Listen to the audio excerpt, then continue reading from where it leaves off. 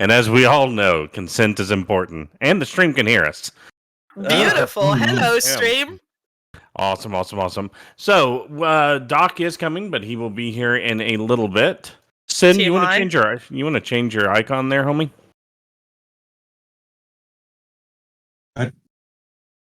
There he is. Awesome. There's our beloved old man. Yeah, the one in a coma. Yep. So, we'll go ahead and get started. So, Doc will be joining us when he has the opportunity. But, in the meantime, when last we left our heroes, Nate the Human Ranger, Gobs the Air Ganassi Hexblade, Othokent the Lizard Folk Life Domain Cleric, Talah the Half-Orc Druid, and Abraham Grissom the Human Wizard. The beloved wizard was left at the hospital in a coma, where the rest of our friends did a bunch of little things, started having conversations, learned a little bit about the cube that was in the case labeled Project 11. They did also have a nice phone call, right? They met Carrie, became really good friends. He's going to come visit soon. Everyone's looking forward to that. Yes. Mm-hmm. And is there anything else I'm missing? Yes. I think that was basic. What am I missing? Talah called her dad. Oh, that's right. Yeah, Talah called her dad. Found out her brother's dead. Yeah, that was fun. Yep. Oh, and somehow Roscoe has been resurrected. Yeah, Roscoe's back. Roscoe's back. The original Roscoe. The Abraham is gonna be so happy. Maybe. He better be. Yeah. Otherwise, I'm keeping him. So, and if I remember correctly, it was fairly early in the day where we left off. Is that correct? Yes. Talah had made breakfast. And then stuff happened. So, we will pick up there. No, not your familiar. The original Roscoe is back. Yes, but what happened to the familiar? It's with you. Oh, so it survived. Matthew, you sounded so disappointed with that. Oh, well, I mean, like, familiars can't die. They just discorporate and you resummon them. Isn't that a fun word to say? Discorporate. Yeah. Fun words. Sounds like a lyric to a death metal song, right? Discorporate. Yeah. I didn't even know that word existed until you just said it. Hey, you know, me and Cyntari like to think of ourselves as teachers first. Corpse. Discorporate. Uh-huh. So you're going to teach me your American ways? Is that it? Mm-hmm. It starts with guns. Starts with 9mm. It starts and ends with guns.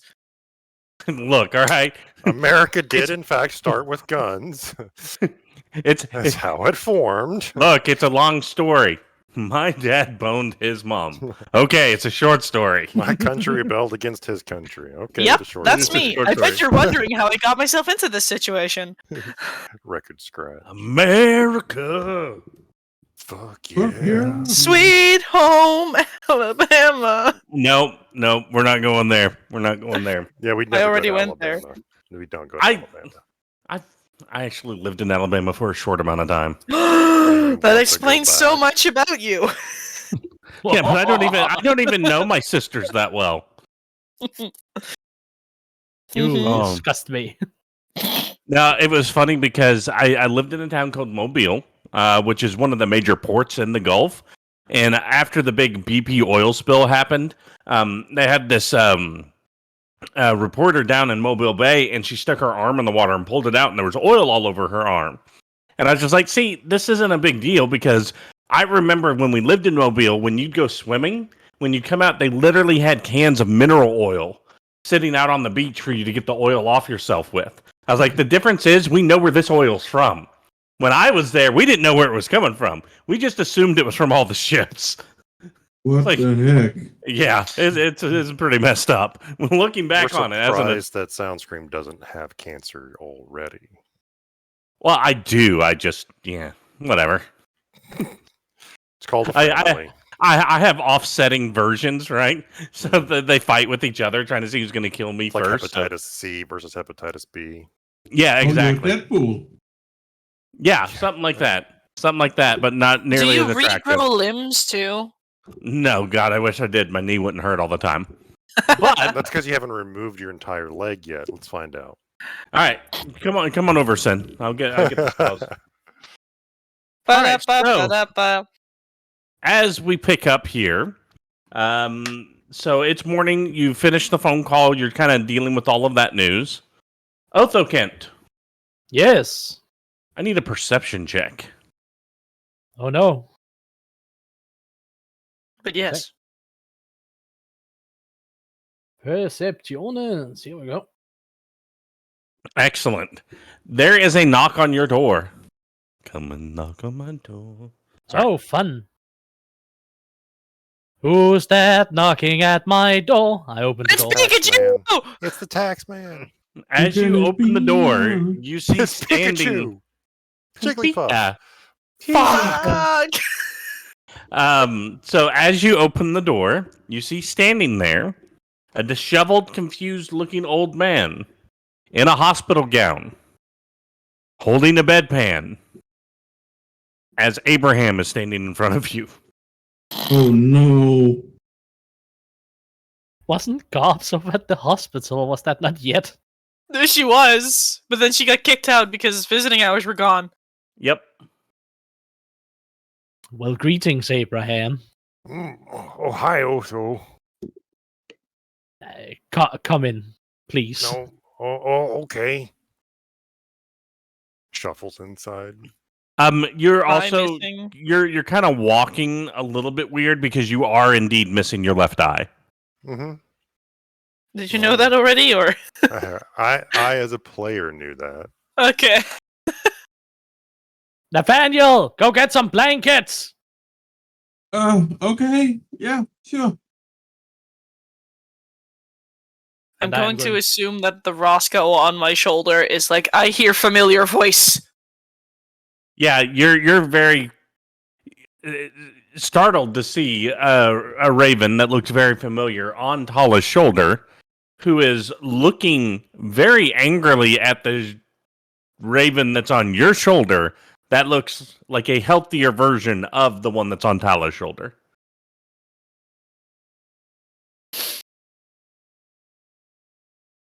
I believe this is your friend. Oh, As hi, I point- Roscoe. Roscoe, I can explain. Bleary-eyed, standing there in a hospital gown, holding a bedpan. He's just, okay, hi, Roscoe's over there now? Okay, hi, Roscoe. That's kind of his general state of mind. You're not hallucinating. He's really on my shoulder. I know, I can see him. Hi, Roscoe. Starts leaning to one side a little bit. I'm gonna walk over and support Abraham to not fall over. Hey, oh, hello. Have we met before? Yeah, we have. This is Talah. Talah. Hi. Yes, I vaguely recall. I'm gonna some wobble water, him right? over to a chair Oh, chairs. I like and chairs. help him sit down. Get him in the Okay, where do we recliner. need the blankets? I point to Abraham. Oh no. Hello. Could Ah, I seem to be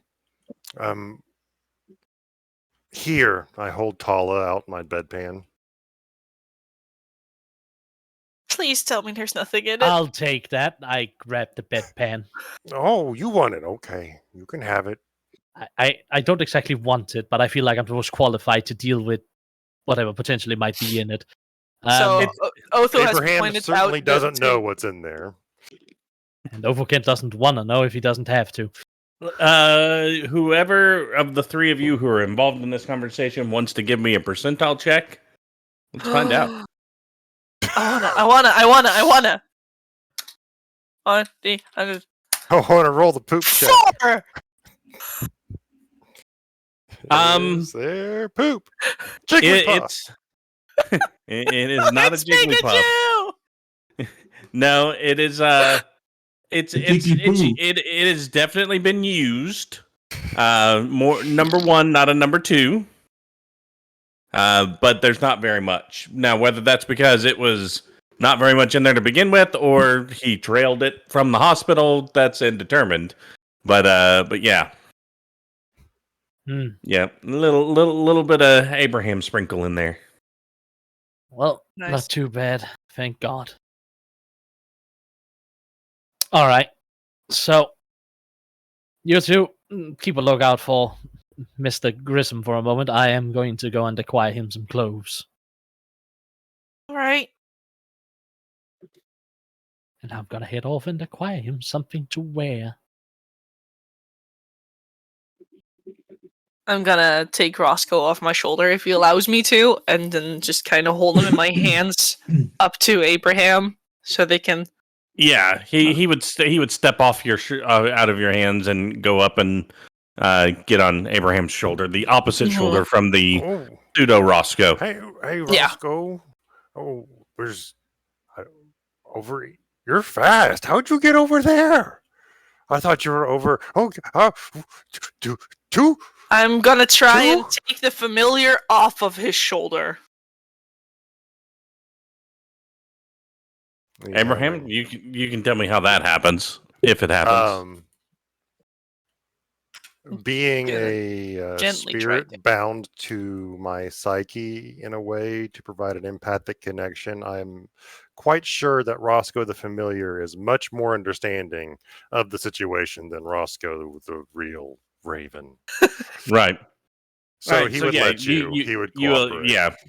Cool. All right. And I'll put familiar Roscoe on my shoulder. Perfect. All right, so what would you guys like to do at this point?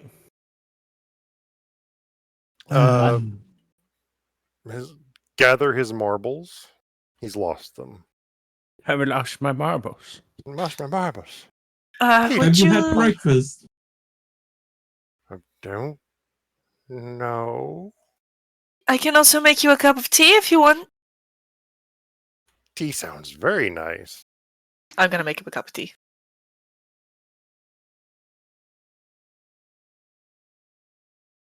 And Okay. here's another blanket for Mr. Grissom.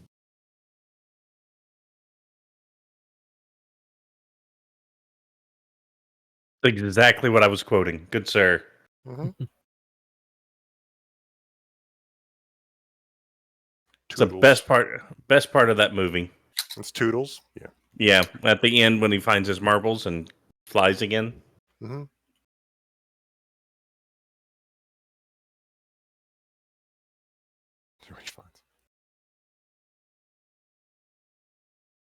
All right. So, Abraham's getting some tea. Mm-hmm. What else is going on?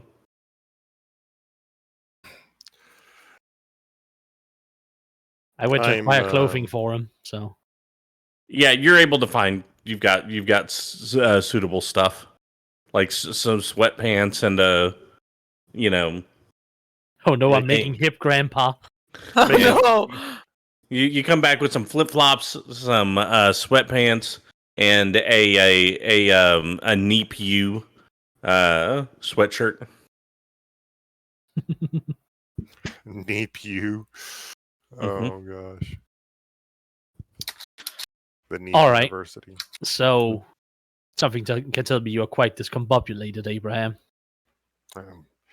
I don't know what's happened. I think there's a fight on the pier, and Kimber was there, and I wasn't happy to see him. Yeah, That's not gonna be a problem going forward. Kimmer is dead. That's good. He deserved to die after what he did. Yeah, he hung himself. Oh, well, that's less satisfying. But Well,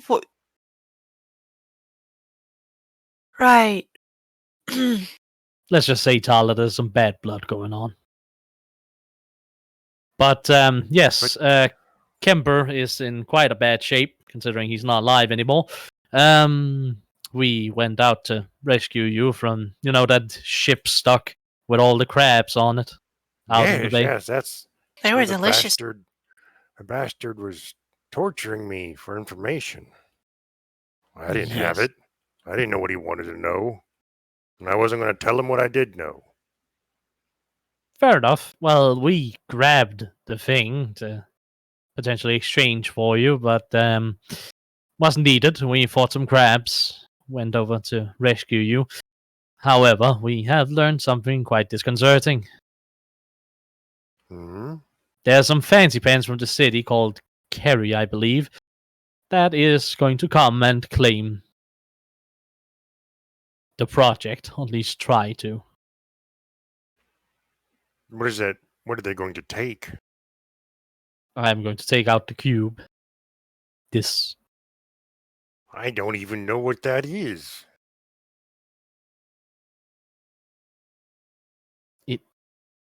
It was hidden in your bed. Yes, I found it with the book down there and all the stuff that when we went down under the water. But I truly don't know what it does. Well, I have figured out some things. I had to show it to someone to try and figure out what its origin was, but it seems to be some kind of informational storage media. It stores like a book. Well, it stores some kind of information. You can see it looks cloudy, but that's actually writing. It's some tiny writing. Indeed. But, yes. So, there's some writing on it. Very, very small. Very hard to see. And,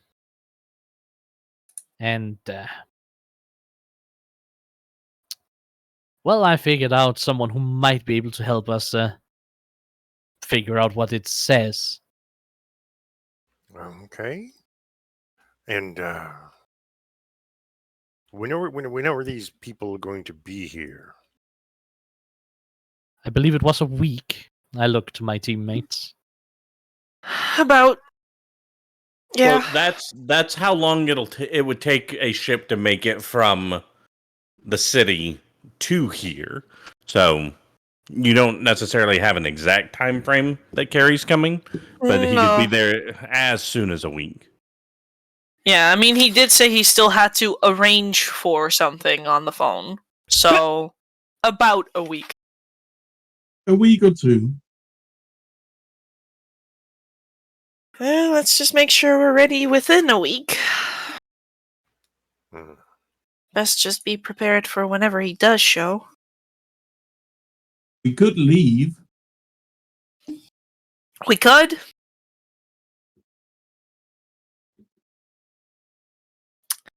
But where would we go?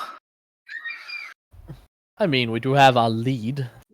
But apart from that, we also, from what he says he wants with the thing, he says that it could be used to revive Gilgamesh. But he was very comfortable with hiding something within those lines. Yep.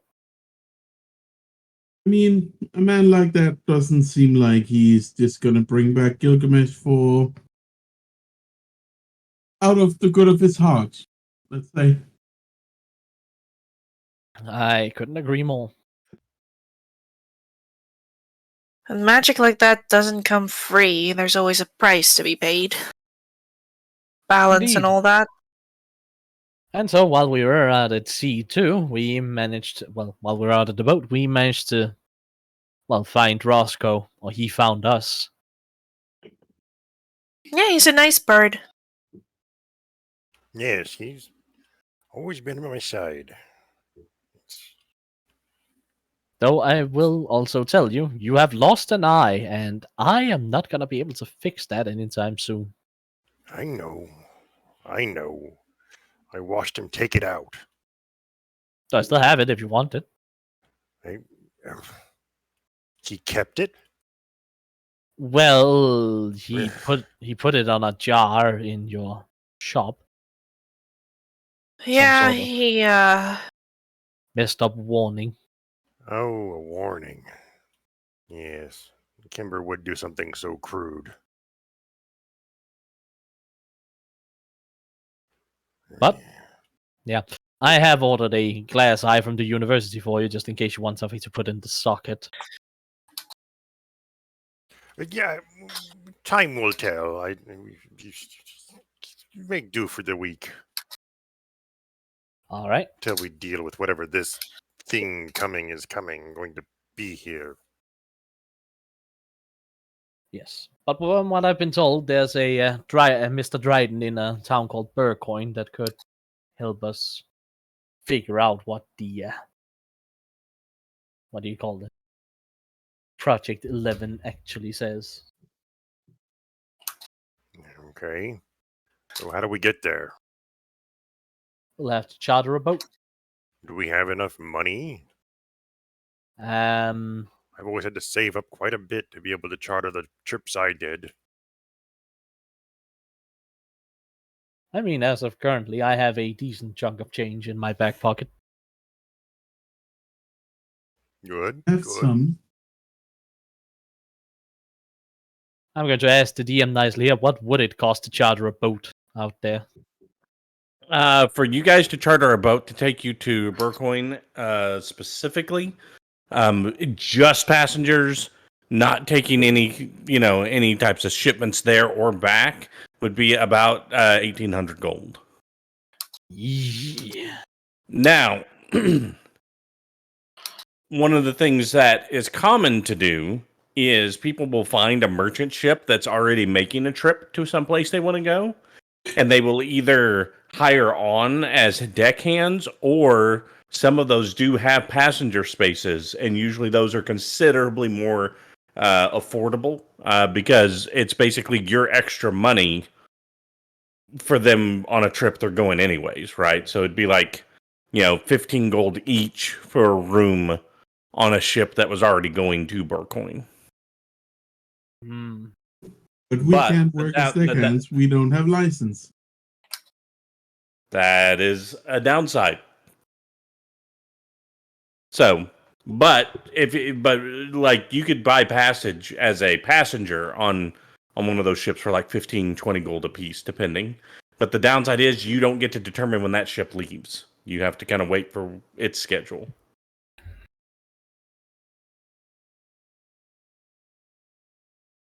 So, in other words, we could have been in a better situation in that regard. Hmm.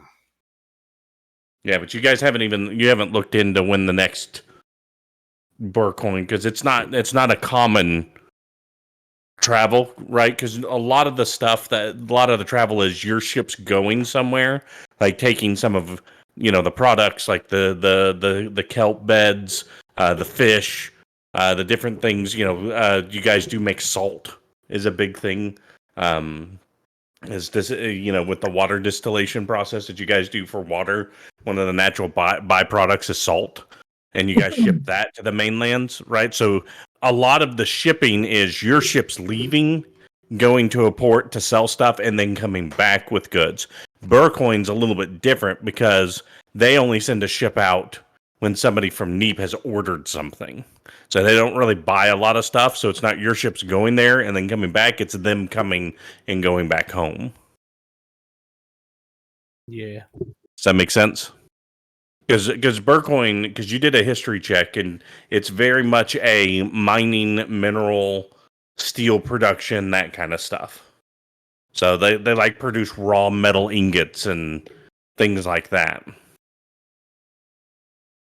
Mm-hmm. So the shipyards would order stuff from them, and then when there's enough of orders in, that's when a ship will come in. So we have to wait for them to get enough orders in and for them to ship out for us to take advantage of that discount. So we'd have to go down there and find out who is shipping out soon, if that's something we can take advantage of. Yep. Which has not been done, so you guys don't know when the next... You guys haven't gathered any of that kind of info yet.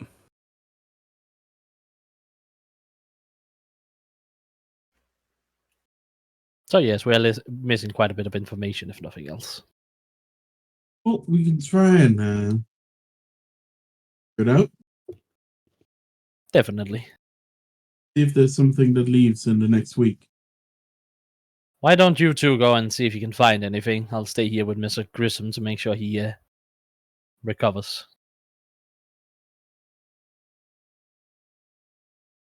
Good.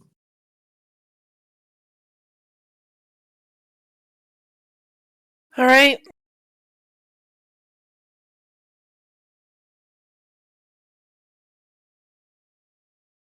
I'll follow you, Pip.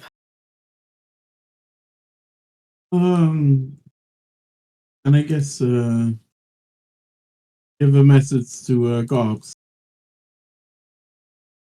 I should probably buy a phone too. Yeah, Sounds like a good idea. back later. Okay. So, where are you headed to get this information? Wherever Pip leads me. So I imagine there's an office at the docks. Yeah. So there's a place called the Wardroom, which is a large dock house and a pub that's in the foremast. The Grand Dock Master's office is there. It's also the meeting place for the captain's quorum when they get together to do a vote. That's where they meet at. It's even when there's not a quorum going on, it's pretty easy to find captains, sailors, dockhands, and stuff like that because the ale is pretty cheap there. So when they're off their shift, it's usually, you get done working the docks for the day, you swing by the wardroom for a bit, pick up the local news, talk to any union people you need to talk to, see your friends, that kind of stuff, and then head home for the day. So the wardroom's probably a good place to start. And you would know that because you've been doing work down there. Yeah, I really tried my best. So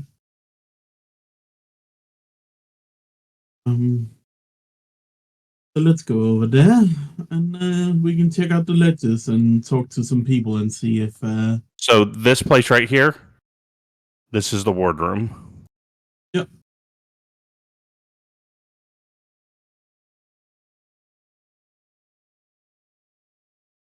So nice with some fresh air, isn't it?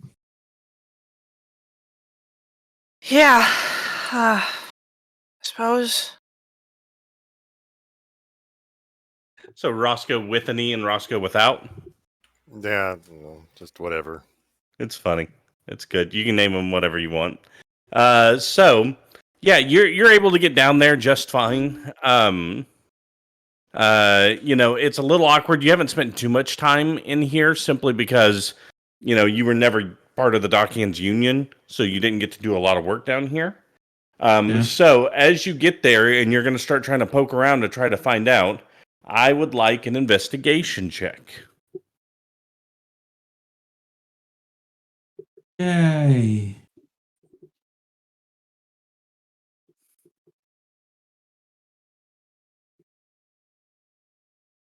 Okay. Yeah, so with you being an unfamiliar face and you asking those kind of questions, you actually get a little cold-shouldered.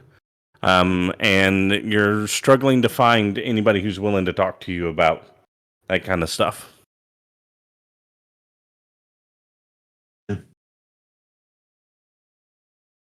Nate probably isn't he's too mild-mannered and soft-spoken, I guess.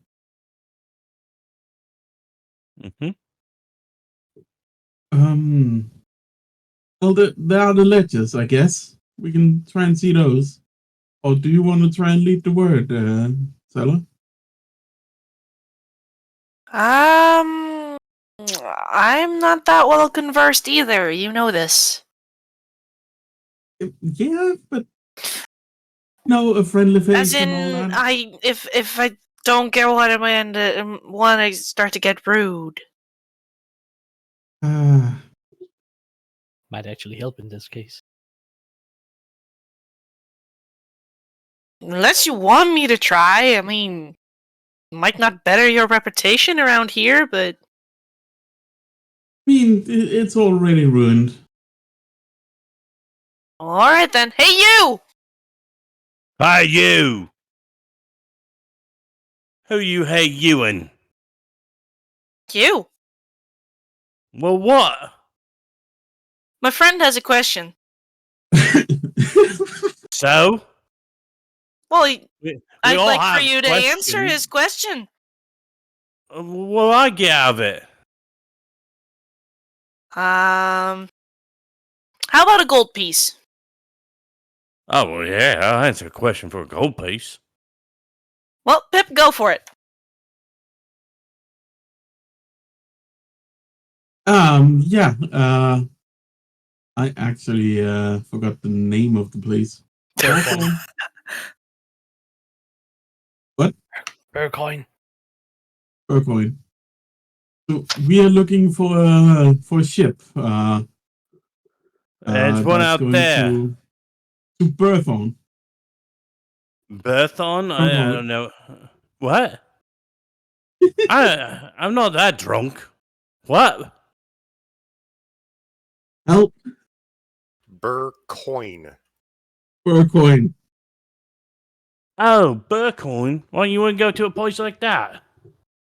Just answer the question, or the gold piece is not yours. All right, well, no need to be like that, little missy. You're not pretty enough to be so mean. Well, I don't want to be pretty for you either, so. That means you're being successful. Great! At least I'm not Yeah. failing. Right, give me some more beers and you might. Anyways, Burcoin ship only comes in about once every other month or so. We had one about 3 weeks ago. I don't know when the stock's coming back in. But Yeah, so maybe go check with Angelo. Angelo. He handles the heavy shipment stock. He's a dock master. His office is upstairs. Oh, that sounds good. Sounds really good. Thank you very much. Hey, give me me coin or me kiss less. Well, best be the coin then. Good luck Oh, buying good. more booze. Oh, thank And God it was a and I coin. toss him the coin. He takes it. Oh, I'm glad she picked the coin, but you gotta play your game, right? He says to the guy next to him. Maybe he'll kiss you as I walk off. I do a better job than you with those stupid tusks. He ain't got no teeth. Hey.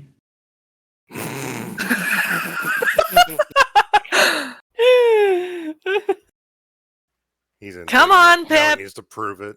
No, you kiss him. Now you kiss her. Now, which one was better? No. Be honest. Do we need to do it again? Okay, let me kiss you, and then you kiss her. Which one's better? Could we try it one more time? Would you like the mustache on or off? Nah, she can keep her mustache off. She can- Oh. All right, yeah. So he tells you Angelo's the dockmaster for the heavy shipment stock. Go up and knock, knock, knock. Come in. Do you want me to Opens the door, talk again, or? and lets Talah in and follows. As you guys step in, you see it's a normal office. There's a gnome, young gnome. Not old or anything like that. Kind of clean baby face. Just sitting there writing in a ledger. Everything's well organized, very well documented in here. Yes. How can I help you?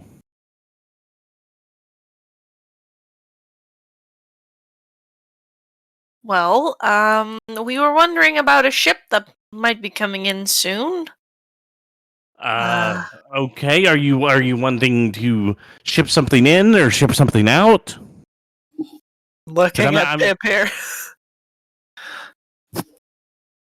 So we are trying to board, get some get passage on the ships. Oh, okay. So you're trying to get passage on a freight ship that I assume is outbound since you're already here. Yes. Okay. And where are you trying to get to? Mainland, mostly. I mean, there's ships that are leaving pretty Nexus much Discord. constantly, but one way or the other. Well, we heard about this ship called the Burcoin. Which Borcoin's as a location, not a ship. Are you trying to get to Burcoin? pretty much. Okay, you are confusing me, and none of this makes any sense. So there's a ship that comes to us from Burcoin. Yeah, We don't exactly ship that a- one. Yeah, we don't ship a lot of stuff there. And that ship is called the Stork. Do I need to write this down for you? No, I'll write it down. Okay. Captain Swanson is the captain of that ship. He's a good guy. Okay. They bring in raw materials for us that we build our stuff out of, things like that. But it's something that, we wait until we build up a whole bunch before it comes in. So the next one, let me see. When's the Stork due to come back? Not an official date yet, because we haven't gotten a full order ready. But we're looking probably about 3, maybe 4 weeks before the next time the Stork is in port. And when 3 it's in port, to 4 weeks. And then once it's here, it'll probably sit here for about 3 or 4 days as it gets loaded with the things that we do send back. Salt, kelp, different ropes, some medicinal herbs that are specialized here, things like that, right? And then it'll go Babies? back. What? Did you say babies? We don't Yeah, ship I mean- babies. I mean, That's the what ship my is mom called the told me. Stork. Oh, it's a joke. Stork Yeah. babies. Sure, I Joe. see. I thought, with all the cult stuff that just happened, I don't want you thinking like we're shipping babies. That would be weird. Of course it would be. No, it's called the Stork because the Stork is a sea bird, and the ship sails on the sea. So, if the captain's name is Swanson, why isn't the ship just called the Swan? Swans don't swim on the sea. They swim on the water. Yeah, but not the sea. You see that out the window? What's that? Water. No, it's the sea. And what's the sea made out of?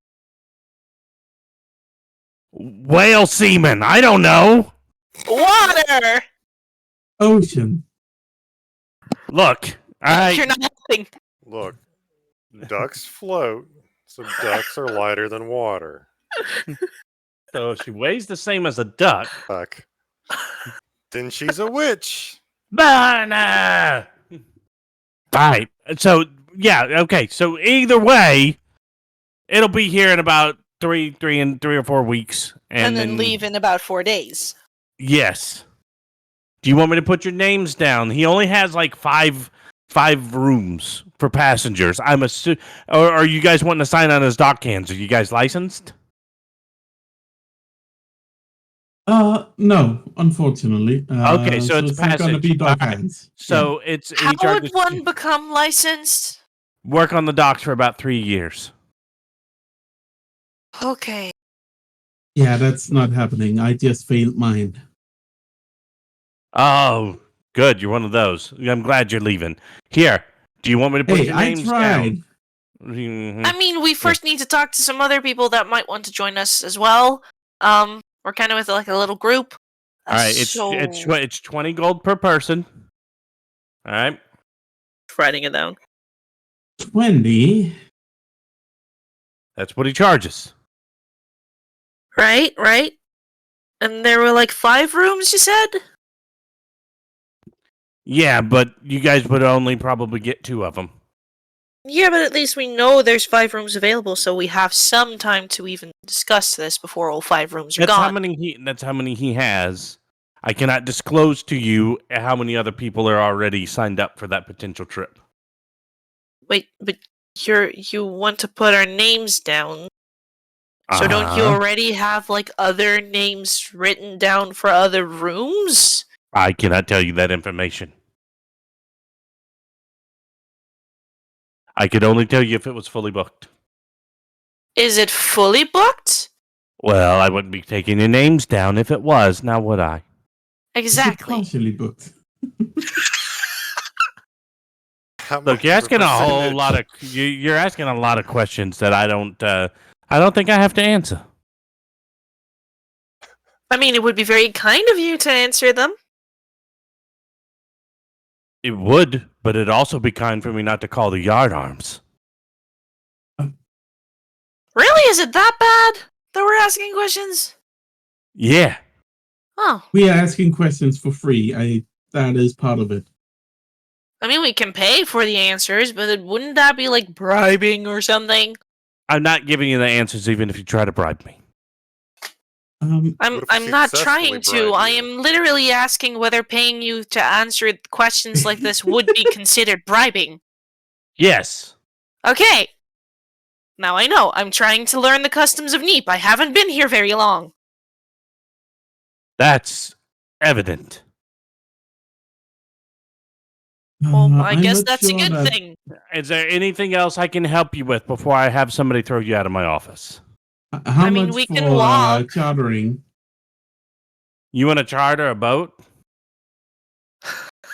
What's the possibility there? I mean, it depends on the captain of the ship and everything, but if you're wanting, normal, just take a ship out to go do something, right? I assume you mean going to Burcoin. Yeah. Maybe. Would you also want transport back? I think we can No, figure I don't that want out to once come we're back there. here. Okay, so you're looking at a 7-day sea voyage. Depending on the Yeah. captain, you're looking at anything from 1,000 to 2,000 gold. Per And within person, the next or week? I mean, you would have to go talk to the captains. All right, I mean, it's up to them. Any of the captains that aren't running cargo currently under contract. but would that be per person? The 1,000-ish gold pieces. If they're going to charge you that much per person, you need to find a different captain. Oh, so that would be for a group. Okay, got you. Yeah, but I mean, you can't quote me on those prices because I'm not a captain. I don't have a ship. I'm No, just but saying, at least we'll have an idea of something. if I were to book a smaller boat to travel ferry passengers and cargo to Burcoin and back, it'd probably cost me about 3,000 gold. Oof. Okay, and that's a 2-way trip. That's 14 days at sea, and then because Right. that's for a small ship. For a big ship, it's a lot more. So is there just one more question, right? So is there I like swear. ships going out to mainland wherever every day, or Usually, yeah. okay?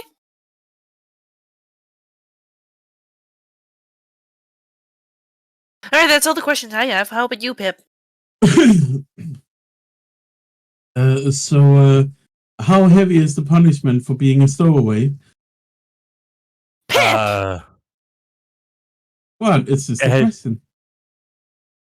I mean, usually the stowaways don't make it back to shore. Oh, So they get it's to the leave. highest price. Yeah.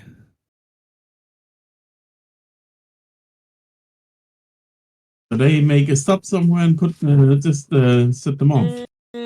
I think he'll just make you walk the plank. Yeah, they generally don't stop, but you get off the boat. Oh, that's pretty rude. So stealing the livelihood. I mean, if I practice a bit more, it might not be a problem. Well, hey, what happens on the ocean stays in the ocean, okay? All right, I No. wouldn't recommend it. Some of the captains might be a little bit nicer. Some may just, drop you off on an island somewhere, but you're not gonna. No, It's not a good idea. we're not planning on it. Why did you ask the question? Because based on the company he keeps, he's not always the smartest person in the room. Hey! Hey, get out. Oh, wait. Do you want to put your What? names down? Is it still possible to take them off as well? Yeah, but you got to leave a 5 gold deposit per name. Oh. Well, then no. All right. Well, good luck. Thanks, I'll toss him a gold piece. He throws it back at you. What? That's not a service I charge for. It doesn't cost anything Oh. to inquire about shipping things from a dockmaster. It's my job. I get paid other ways to do that. Alright. Just thought I would be nice, but okay. Yeah, I don't accept tips. Looks like I'm being bribed. I'm not that guy. You want a sandwich? Oh, that would also look like bribing. Okay, Did I'm you offer starting to me get a it now. sandwich? That sounds like a bribe. A delicious bribe. Oh God! I love But a you sandwich wouldn't so take bad. bribes. I'd take a sandwich, No, because you said that would also be a bribe. but it sounds like a bribe. Didn't say it was. Well, thank you very much for your assistance. Have a good working day. All right. So, as you guys leave there and start to head back, we're going to ship back to the other And group. cringe a lot. Or at least I feel like everyone around would have cringed at that. So, as our group is sitting around there, Abraham's kind of getting his wits back around him. Gobs has been quiet, but sitting nearby the entire time, keeping a sharp eye on him. Othokent, I'm assuming that you're doing your normal checkouts and everything on him, doing your normal stuff. Oh, John's not here. No, John went to the John. Yeah, John's Johnning right now. You know what? Every time I need him, he's pooping. Are you pooping? Doc's here. You need Doc? Sorry, I was pooping. I mean, you can go to Gobs' point of view, You can keep pooping. Gobs, Alright, I'm gonna go keep pooping. Bye bye. because I Gob- think we sent a message to her. hey, she was there the whole time. Gobs. What's up? So, just to catch you up on what you've missed, Yeah. Abraham came back, showed up in just his hospital gown and carrying his bedpan. He's a little bit disoriented and whatnot. So, the others have left to go see, are going to find out when the next ship to Burcoin's going to be in, and vice versa. And at the moment, Othokent is in the lab checking out some of the blood work for. He's checking out Abraham's pee. That wasn't No, a bad pan. No, checking out his blood work. So you two have an opportunity to have a conversation if you'd like. I need a moment to just collect everything, my thoughts and everything. I'm very stressed out right now. Sure. So you need to go finish pooping then?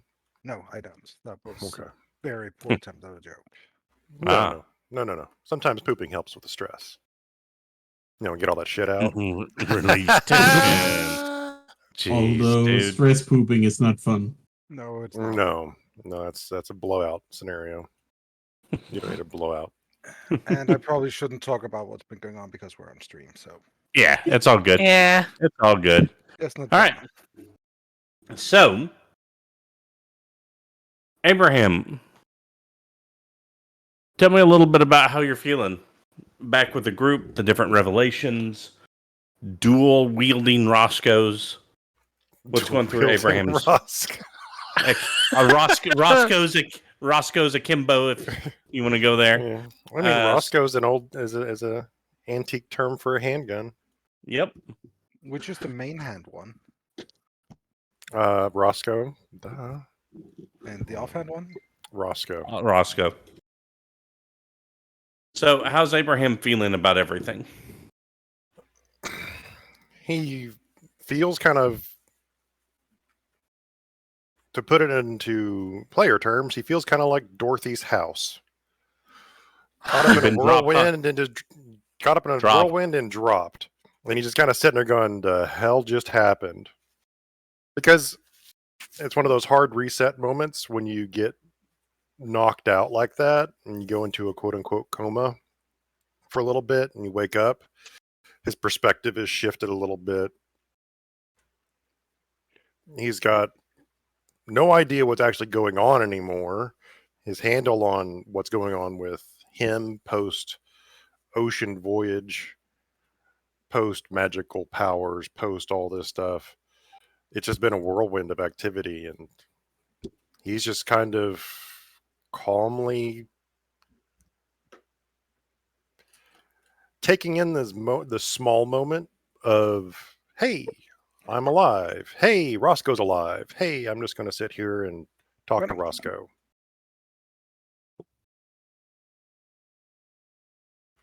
I think Doc just had to run to the bathroom. Which is fine.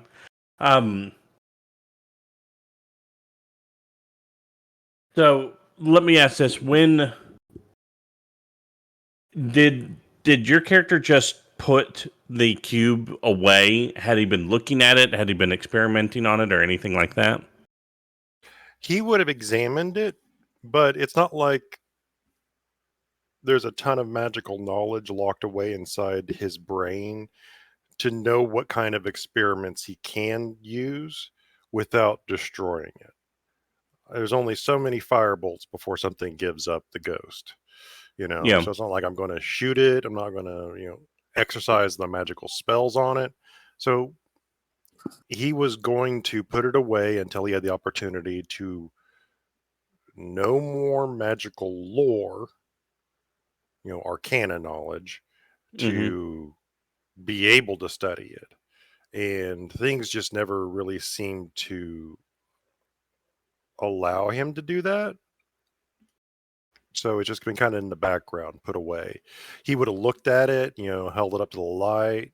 He would have tried examining it underneath, any type of lenses, microscopes, whatever he would have it on hand or could use. But as far as actually magical experimentation, I literally don't know as a player what I could describe as magical experimentation to find anything. Would he have done detect magic on it? Oh yeah, detect magic and identify and all that stuff. He would have done that, but Sure. anything deeper than that, anything like roll Arcana to see if he can figure out more about it, he doesn't even know how to begin that. Okay.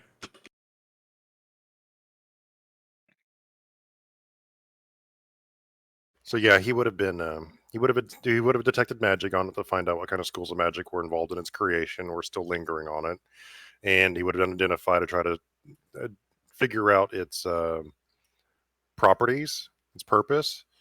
But also, there is an inkling in the back of his head that identify could only tell him so much. If a magical effect was powerful enough, I have a feeling that identify can only tell you so much. Yeah. So I will tell you, with detect magic, you definitely would have detected a lot of abjuration on it. Sealing, binding, keeping away. There would have been divination. Seeing around you, okay. Yep. There is a slight element of dunamancy on it as well. Time control. So whatever's inside, locked inside of a time stasis, but there is a property of detecting what's around it. So when you actually look at the item itself, give me a straight up intelligence check with advantage, please.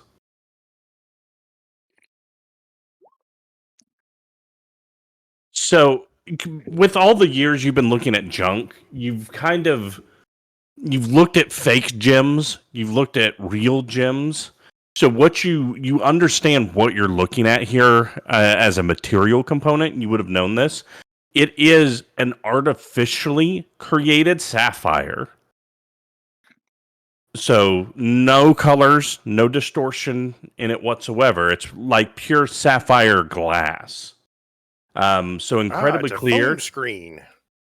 Yes, but better.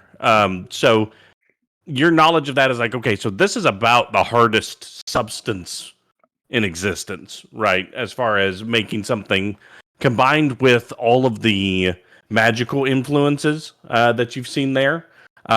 It's definitely meant to last forever, right?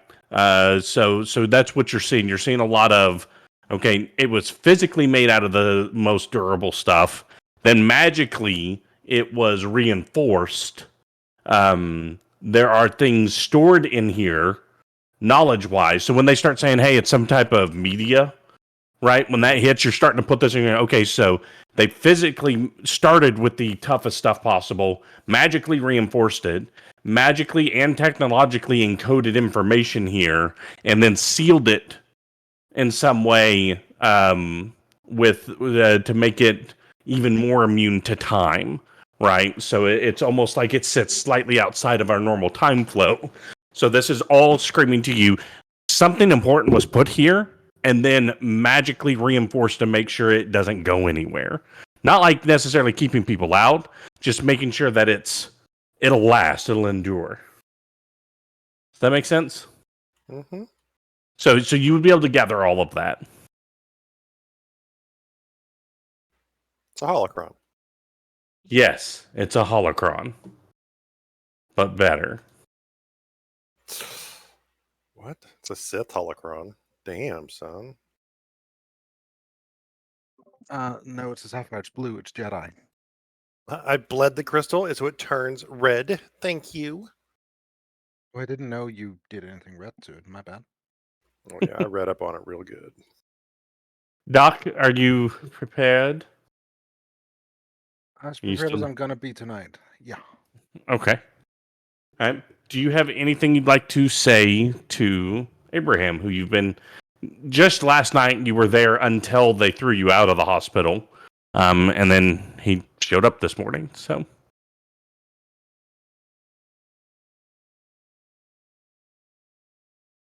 Are you? I mean, are you okay? I know you're not, but are you all there? I'm missing an eye. I know. I'm here.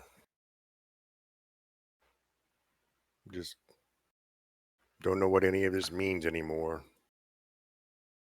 Spent my whole life trying to find this thing, and now it's turned my life and whatever my life's been into a tumultuous whirlwind of bullshit. Yeah.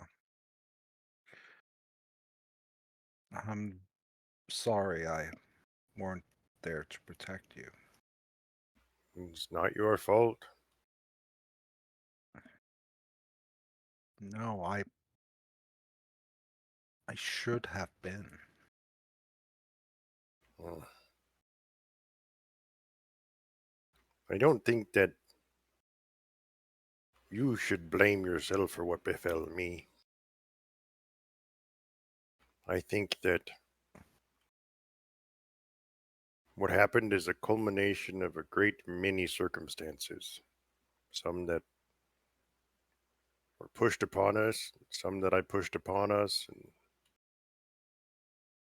searching my whole life to find this. I lost and I found my best friend.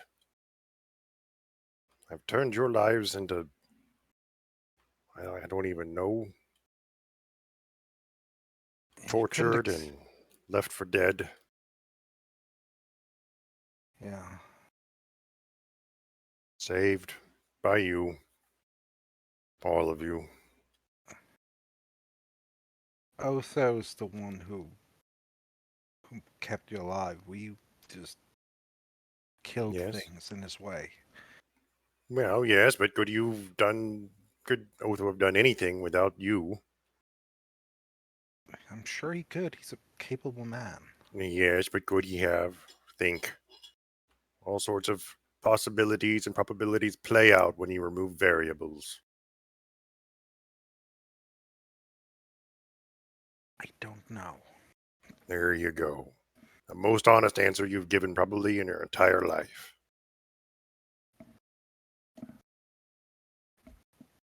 Look, I can't shake the feeling that I failed you somehow, so I failed. I failed all of us. I should have left what was buried at the bottom of the ocean. It'll stay there. Seems I've awoken some plot, some plan, some godforsaken prophecy. I mean, we all kind of did that, so no one specifically is to blame there. Oh, would you have been out there without me? I mean, if I'd been offered the job, yeah, I would. Would was you have been desperate, down I there would've done without it. me? If Who that goes guy- down there like that? What was that guy's name? The guy I ate. The guy you ate. What? Kimber? He was the guy who shipped us out there. That's Kimber. Kimber's the one who also cut my eye out. Yeah, I know. I'm He's trying to saying do that it in character. Oh, in character. Oh, yeah. the Sorry. guy- Kimber? Yeah. If he had offered the job, I mean, if you hadn't been around, he would have just offered it around, and I'm desperate enough, or still am, to some degree, and he did all of this to you, I assume, and when we got there, he just hung himself, and then I ate him. You ate him. The arm did. Oh, the arm consumed him. It tore him limb from limb, spawned big mouth, and ate him, leaving bits and pieces. That's not important. What's important is that I think these things would have happened regardless. You think your arm would have ate him regardless? Yeah, because I'm starting to get the feeling that that was not triggered by going there. What are you worried about? Something's bothering you. Yeah. What's mainly bothering is that I don't know how to put this into words. I'm not good with these things. I usually just go out, punch something, and forget about it. Yes, but just Look, use the bad words if you can't find the good words. look, you gave a shit, okay? Yes. You gave a shit, and you keep giving a shit, and I can't help but feel that I knew something was gonna happen. I knew that what we'd found was dangerous, and I just didn't act on it. I shouldn't have let you go out on your own there. And then you got kidnapped, and then this happened. Do you know what you do in these moments? No, I don't. I don't know. You find out what's bothering you, and you did. You found out that letting me go out on my own at a time when we might be in trouble was a bad idea because something happened to me. Yes, you've identified what's wrong. Yeah. Okay, don't let it happen again. Move on. There, you fixed it. So what's bitching about what happened going to do for you now that you've identified the problem and resolved never to let it happen again? You're going to be able to change time itself and redo events. No, that would be insane. Okay, then the sane thing to do would be shutting up, putting those tears back in those little tear buckets of yours, and moving on, and never letting me out of your sight again. Wait, no. Hang on a second. No, I need to be able to have my own time. No. At that moment, this is when Othokent comes out of the lab with your blood test results. Medically, he's You're sound. pregnant. I don't know how. Brain slug. So Othokent comes out. Otho, all of his medical tests are coming out just fine. So you're pretty confident in that. But at this moment, I need the three of you to roll perception checks for me. Oh, God.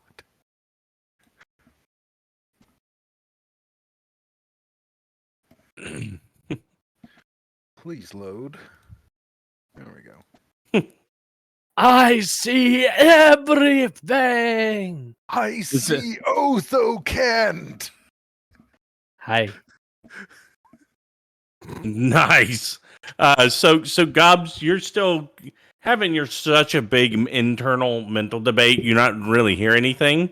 The other two, because you rolled nat 20s, I'm gonna let you A, hear this, and B, I'm gonna skip an insight check and tell you what you can garner from this. You just hear, "Oh no, my ankle! It hurts so bad. Oh, if only there was a doctor nearby. Oh, look at that! A door to a doctor!" As a door gets pushed open, so you guys can like, that's obviously not something that's hurt. And a young dwarf limps in, holding his ankle. "Oh, a doctor! Can you help me with my ankle?"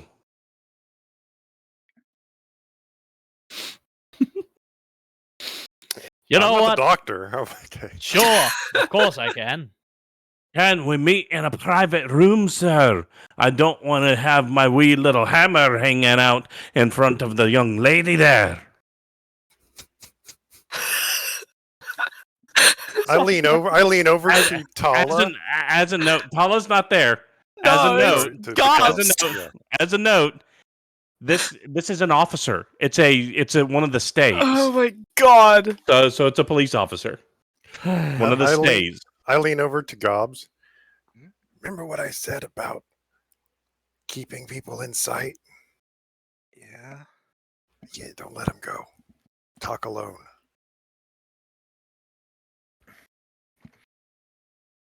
Of course, sir. Anything for your comfort. Oh, thank you. Just tell me what to do, Dr. Otho. Hi, I'm Otho's apprentice. I've seen these things before. Oh, you ain't seen nothing like this, lass. I think I just need the doctor. He unzips it. Thunk. You saying something like that, huh? If you'll- if you'll sir, just- we've done circumcisions on ogres. Don't worry. If you just go to exam room 3, then it'll won't be a problem. All right, exam room 3. And he's doing so. Gobs, you think this guy's really hurt? Okay, with your lack of perception, like, geez, man, he must have got his ankle caught in like a half-busted board, twisted it. You're expecting bones to be sticking out. Again, because of the nat 20s, Abraham and Othokent, this dude is not hurt whatsoever, and he is doing the worst fake limp you've ever seen in your life as he limps into exam room 3. Mm-hmm. Otho's just going to look over to the other and say, "Well, good thing exam room 3 is the one with a window." And then he's got to go to exam room 3. Oh. So do I follow or I follow? Doc, Yeah? exam room 3 is the one with a window. Go to the window. I got a 4. Yeah, but he's directly telling you. You're smart enough to pick that up. So that's not a perception. That's a. Fair enough.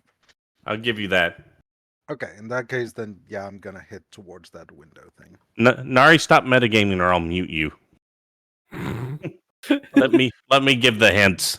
Okay. Also, as we're walking out, I'm gonna say, Otho, do you mind if that window breaks? You know, if needed. Don't worry, I'm insured. Partially. All right, That's- I need a stealth check from Gobs. Yep, you got it. Oh no. Don't worry, So- I'll role play this one out. Don't you worry. So as you come in, he's sitting there on the examination table, going, "Oh, my ankle! Oh, it's so bad." And he's kind of like looking and watching. As soon as you shut the door, he goes, "All right, Doc, I'm not hurt. I'm sorry for the ruse." It's quite alright. Happens more than you think. At this point, you hear this from the window. What's he saying? I said it's not. Wait a second. Don't worry, I'll take care of this, sir. I am so sorry. I am going to go to the window and yell at Gobx, you go out back and peel some goddamn potatoes or something. I thought you said window. I did not say window, you daft cunt. Opho's going to look very apologetic after that. Like, Good. I understand. Good help's hard to find. Which is why I'm here. I think he's doubting that now. all right, and I'm gonna close the window and pull down the blinds at this point. Good. Good thoughts there. All right. So, hello, I suppose is where I should start. Greetings. Yeah, whatever those are. I'm sorry. My name is Gareth Silverblade. I'm a sergeant here in the Stays, as you could tell with the uniform. Mm-hmm. Look, we have a mutual friend. A man with a golden face, if you know who I mean. Ah. Well, Yes, I do follow. I found it a wee bit odd that they were denying him access to things, considering who he was and where he's from. So I started looking into some things, and I think my captain, I think he's crooked, big time, right? Like an anvil that ain't been leveled. Well, So that here's- is disconcerting. So here's my problem, though. I don't know which one of my mates is also corrupted. And I need to figure out and get the proper evidence about him. And our friend said that you guys were reliable. So I wanted to come see if you'd be willing to work with me. Well, considering that corrupt officers are too upon this city that need to be cut out, you will not have a hard time convincing me of looking into this. Aye, especially because I'm pretty sure he stiffed you on a payment. Oh, very I'm much so. I'm talking about Captain Berg. Oh, really now? Alright, so here's the deal. He's gotten himself in with some fancy pants up in the foremast. You know, the sales level, right? Yeah. So he hangs out a lot with a guy by the name of Cormoran. Alright, he's a senator. In the senator, he likes to put on a show of being supportive of the police force. In fact, maybe some whispers in right ears have caused him to want to maybe invite the heroes of the city up to his home for a dinner tomorrow night. And he gives you the most obvious wink ever. Yeah? Mhm. So, Cormoran's gonna be there. The captain's gonna be there. Alright?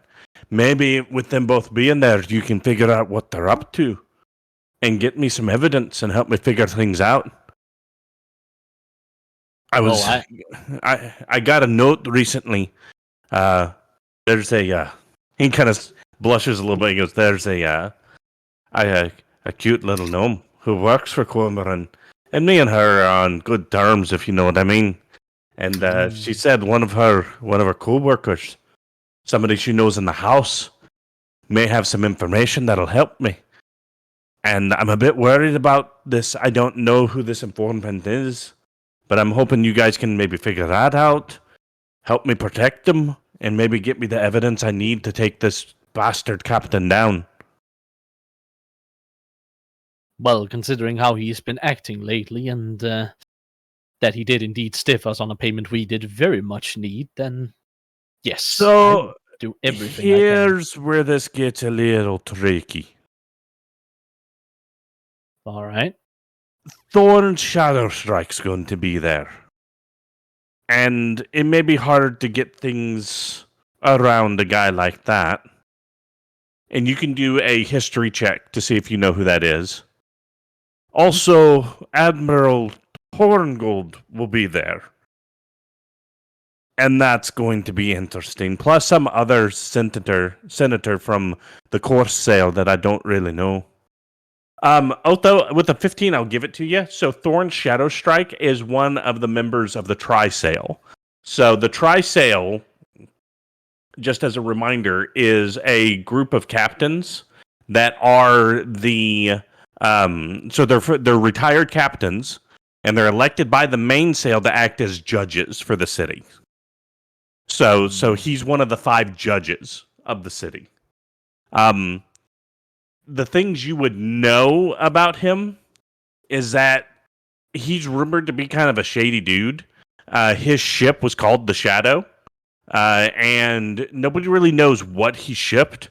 Nobody really knows anybody who was on his crew, right? They just know he's very young because he's a tiefling and he's in his late 20s, so he's pretty young for a retired captain. And he is incredibly wealthy, and nobody really knows how he got wealthy.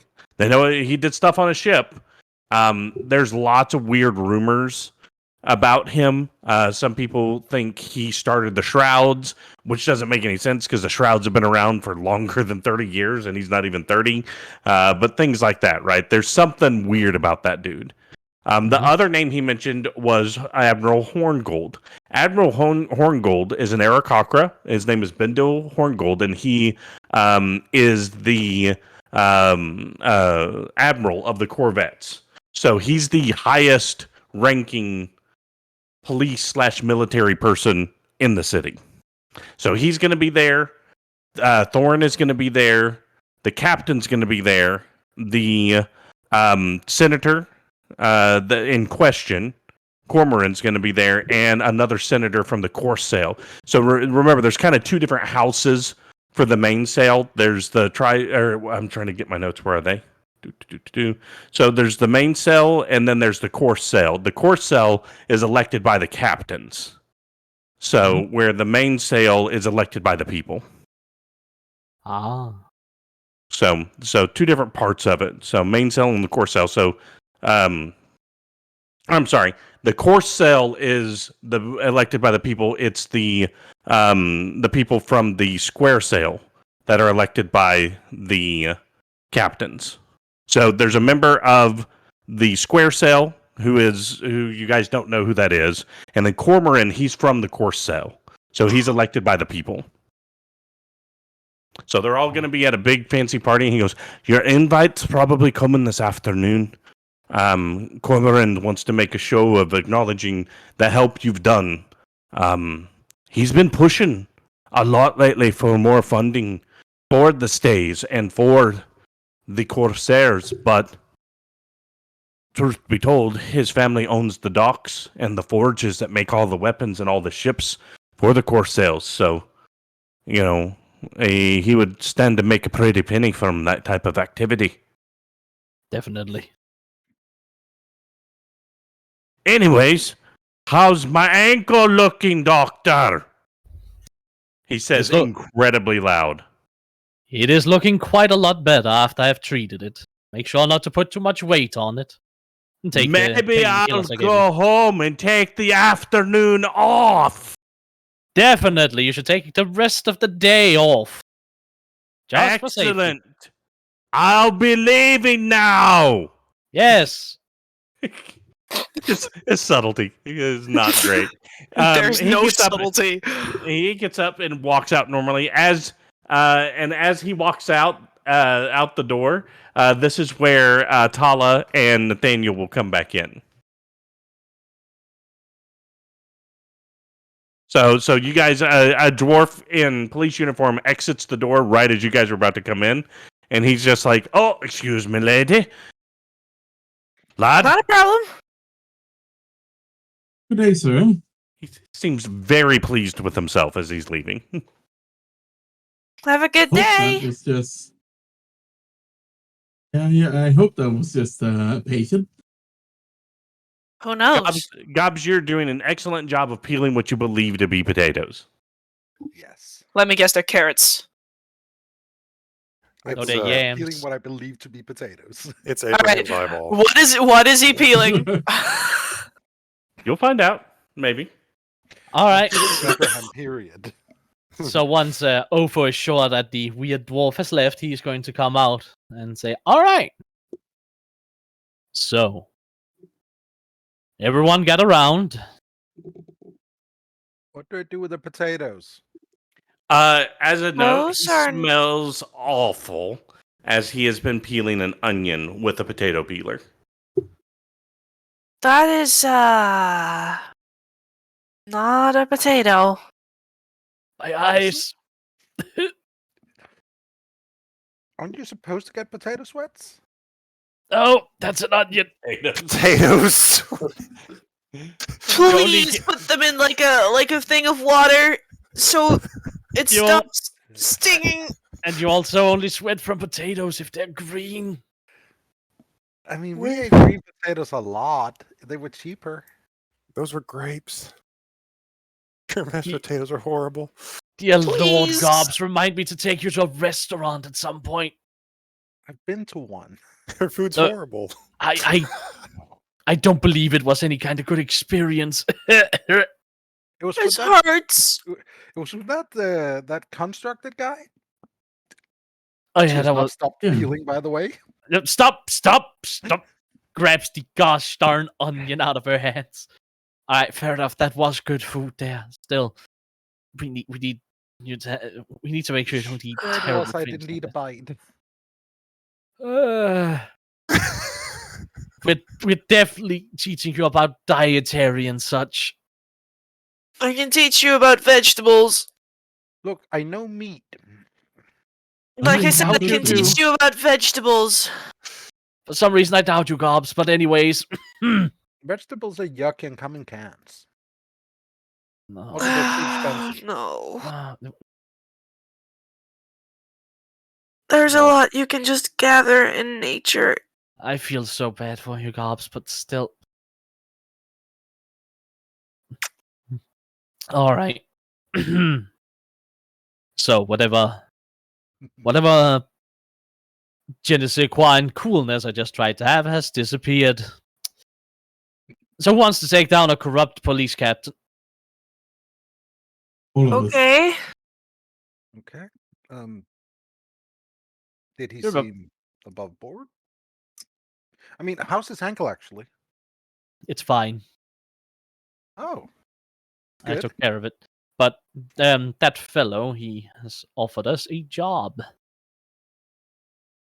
Do you remember Okay. after we dealt with the Baron or the serial killer, whatever we're going to call him by?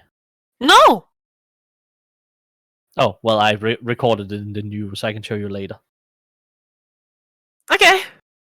But do the rest of you remember? The guy whose shirt I'm still wearing. Yes. No, don't remember. Yes, I do. I'm kidding. It's a nice shirt. You remember how we were supposed to get paid a grand total of 20,000 gold pieces and got paid? He is on the top of my beat up list. Well, we currently have him on the top of find shit on him so he can get arrested list. Abraham, can you teach me how to do that as effectively as possible in a very short amount of time? I'm not sure that would What? be wise. We are going to be invited to a certain party later, I've been told, and we will have a chance to gather information on Captain Berg.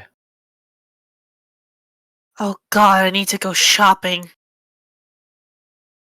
And when we are there, if we gather the information on him, we will most likely be able to get him arrested because his sergeant believes that he is very much not above board.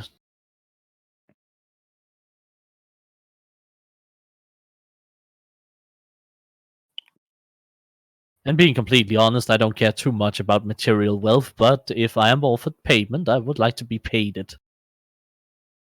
So he comes to.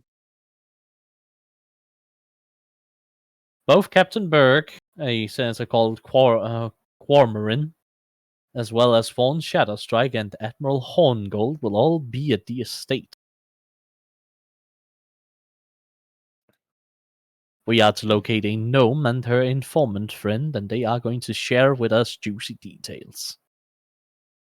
But you're saying we're going to a party. Yes. I cannot go to a party dressed like this. Where are the good stores? I can help you find decent stores. Wait, Oh. is all of us gonna get invites? Yes.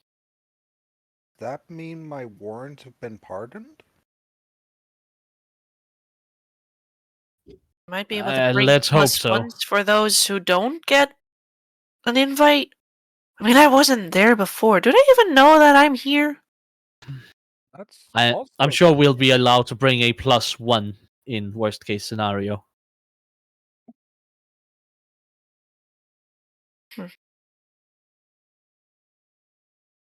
Well, it's a good thing to have a, well, somewhat more decent attire available. Yes.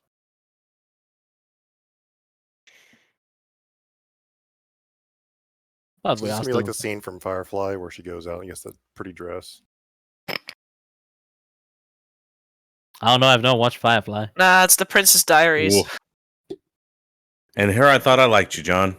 I will say I was interested in watching it at one point until I told someone that I hadn't watched it, and then they laughed in my face and said, "Ha, he hasn't watched Firefly."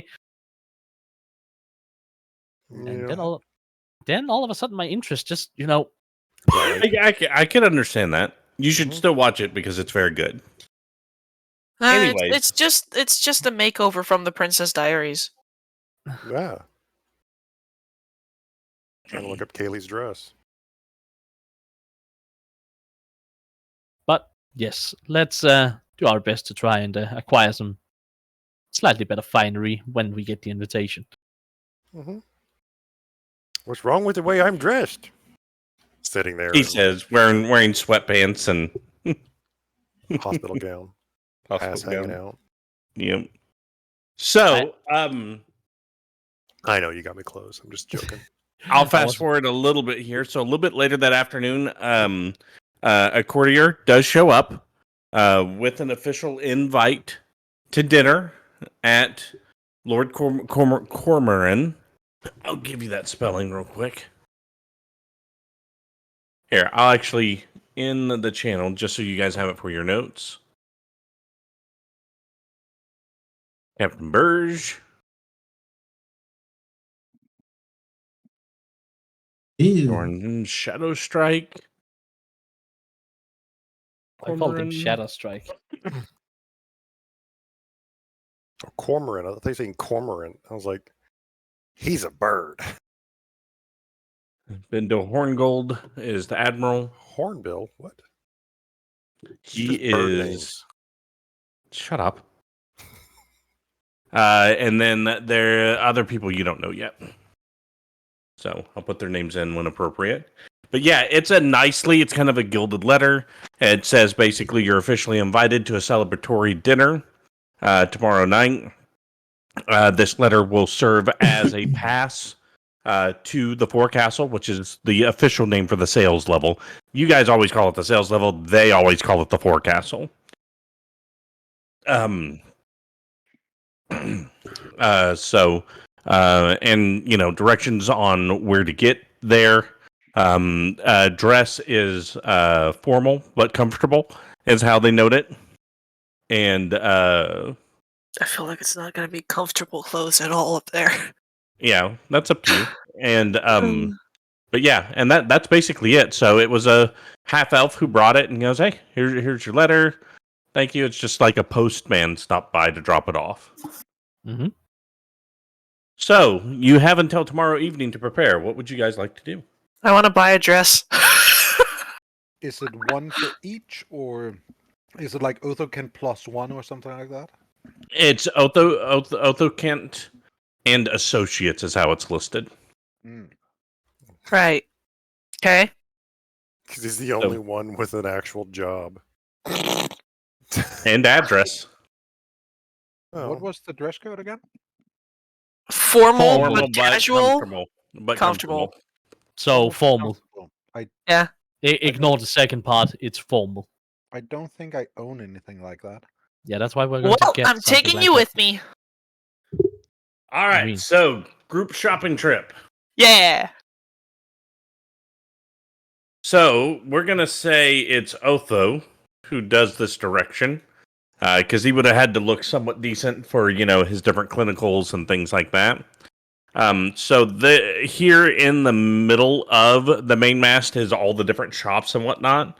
There is a good but not too expensive tailor right here.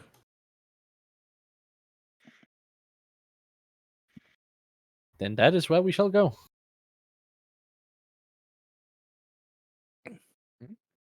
All right, let Awesome. us go acquire beautiful clothes.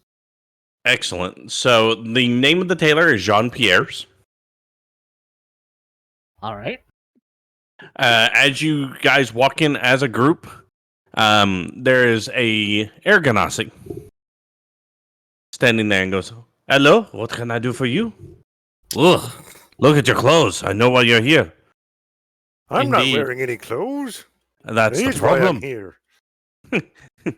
This is all true. Uh, How have we not been arrested for indecent exposure yet? It's Neap. Surrounding me. he's sure I'm because never visible. he's wearing sweatpants. That's why. Mm. So, are we Sweatpants. looking for everyday wear? What are we looking for? We are looking for some formal wear to go to a party up in the sales level. Aha! So you have to go impress the rich snobs, huh? Indeed. Excellent, excellent. Well, let's start with the beauty before the age. And as he looks over at Abraham, and he takes your hand. Tell me, my dear, what do you have in mind? And he begins to Well- walk back. Well, I've noticed that a very complementary color to my skin tone is something like violet, so I was hoping you have something like that. Nice and flowy fabric. They say it has to be comfortable, but I mean, if it feels comfortable to wear, but looks like you need to have some very good determination to wear something like it. Oh, yoga pants. No. No, more like a corset. A what? Oh, you Oh, don't wait, want to I be. saw those in porn. I was going to put it differently, but he's right. She's right. Let's do this. I have some. Let me show you some sea slug silk, and he takes you in the back and shows you some nice violet material. Are you wanting a gown? Or are you wanting like a pantsuit? Are you going full Hillary Clinton on us? What are you doing?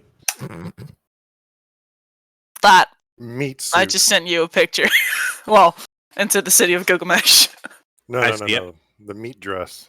No. The other one. Rah, rah, rum, rum, The rum. meat dress. Oh boy. All right. So that is not what they meant by skirt steak. Excellent. So he's able to do that without a problem. Mhm. When do you need this by?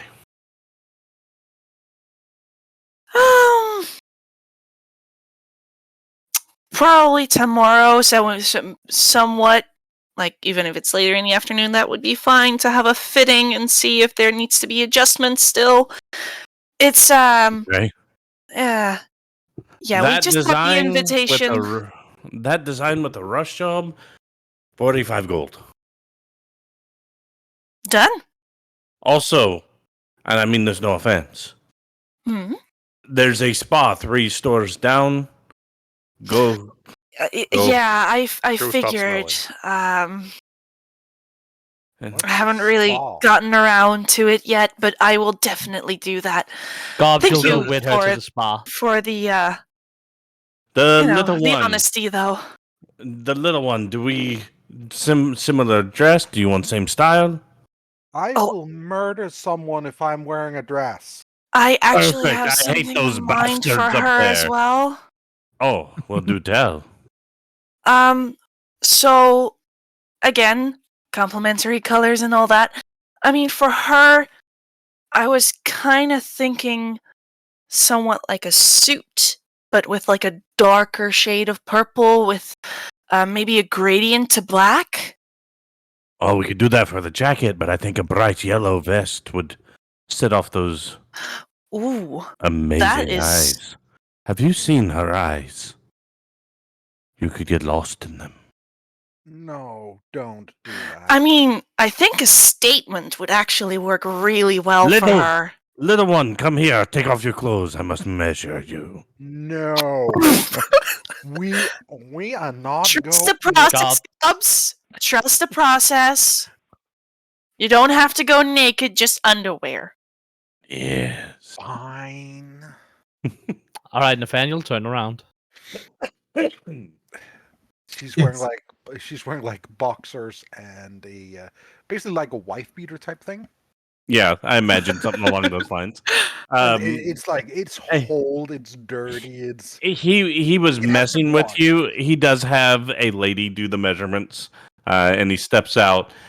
You can tell, like he smirks when you come in and laughs to himself. So you understand now he's just messing with you. And then while that's happening, he's gonna go over and go. All right, large woody smelling man, what for you? As he says that to Nathaniel. Well, killed. hey, Give him a killed. that sounds No. fancy. His legs, they will not work. Well, what's wrong with Fine, my legs? fine. It's time for a suit. Basic 3-button, just like you. Basic.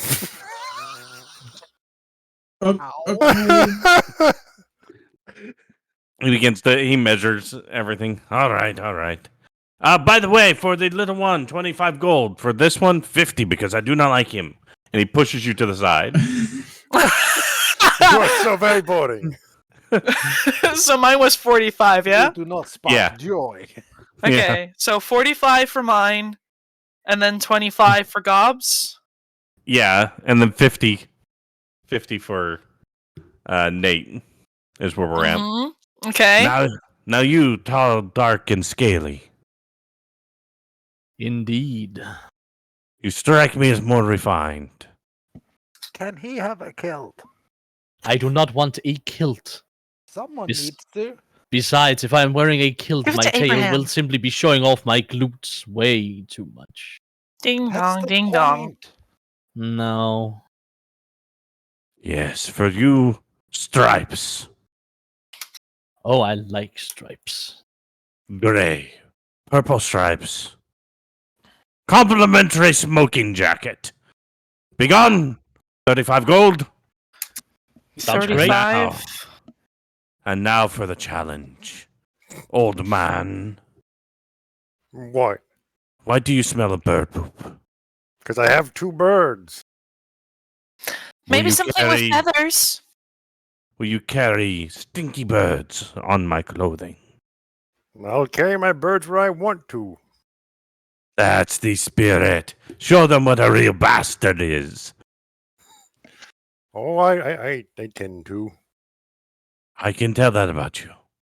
By You're my making favorite. them. I'm sorry. Let's go with checkers. The chicken Brown soup. pants. Checkered suit. Dignified shoulder cloak of blue. Sure. 25 gold. I can't pay that. 25 gold. Old man So- doesn't have money. So with all 5 of us, right? There's a total price of 180 that we're spending on clothes right now. Mm-hmm. Oh boy. Money first. Clothing in the morning. All right, so who can pay and who can't pay? I I'll can pay. for myself. And I can I'm also- I gonna have- pay for myself as well. No, I'll pay. What? You're gonna pay the 180 just the total? Yes, That is I nice. can pay. but I am. Now, begone. Go to the spa, all of you. You must be clean for my art. Spa day does sound good. Let's go. Just a moment. I'll catch up with you guys. Just Are you sure? yeah. Taylor guy, can we have a word? Yes, what is it? I need the right sleeve to be detachable. Like, you could slowly take it off, or like you can rip it off like was your lover's clothes. It either needs to be without sleeves or it needs to be able to be ripped off fast, because otherwise I'm going to ruin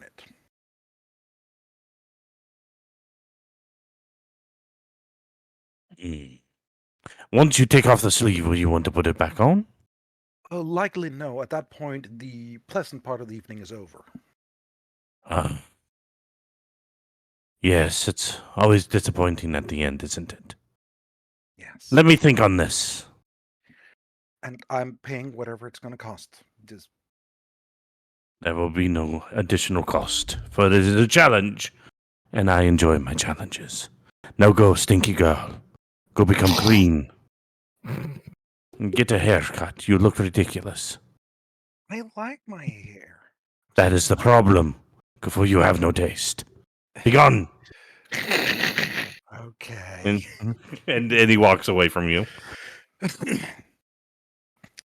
Comes out looking defeated.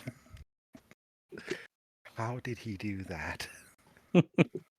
So, Good at what he does. you proceed up, and there's a spa run by Janine, a water genasi, who is his cousin. Haircuts, full mani-pedis, baths, all of that stuff. So everybody gets their hairs cut or styled. I imagine for Abraham, it's very much Sean Connery from The Rock getting a haircut type scenario. Gobs, you get wrestled into properly getting your hair combed, probably for the first time in years. Oh, she's fine with getting it combed. Just don't cut it. Like, put it in a ponytail. Just hand it. Not the scissor. It actually ends up being 3 times as long now that it's straightened out. Here, Gobs, I'm going to send actually you a combed. picture. Yep. That's what I think your hair would end up looking like if you're okay with it. Oh God, I hate it. I hate it. Do you really? Do that? You hate that? Yeah. Oh, Gobs would. I'm I'm imagining. personally, I'm not a fan of those particular type of hairstyles. Wow. I always thought they looked neat, especially on her. Here, I mean, they do. I'm just not a fan. Yep. So the shaved side, she hates Yeah. it, but it does go well, especially with the suit and the I'm gonna be a bad A persona. Oh, that's nice. I've seen other pictures of the shaved side. I didn't realize that was what it was. I thought it was the small thing at the top and then nothing on either side. Just one side. No, it's just Just one side shave. Okay, I know the one you're talking about now. Yeah, I do like that one. That was not what I thought that picture was. Or here. Talah is actually gonna ask for I a love specific it. thing to have the white strand of hair cut. They could also dye it. Sure, do that. Yeah, so they're willing to do that. So I can see the fun situation where where the girls are all. Oh no, no, not that. No. Wait, repeat that?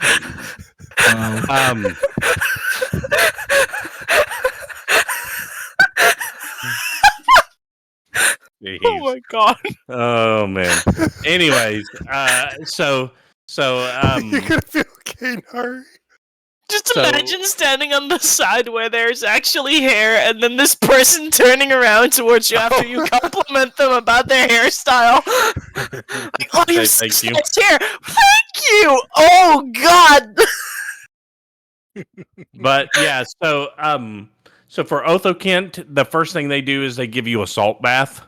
And then they massage the Those scales. They do bring out a fairly rough horsehair brush to scrub everything, and get you all, make sure all the crevices are clean.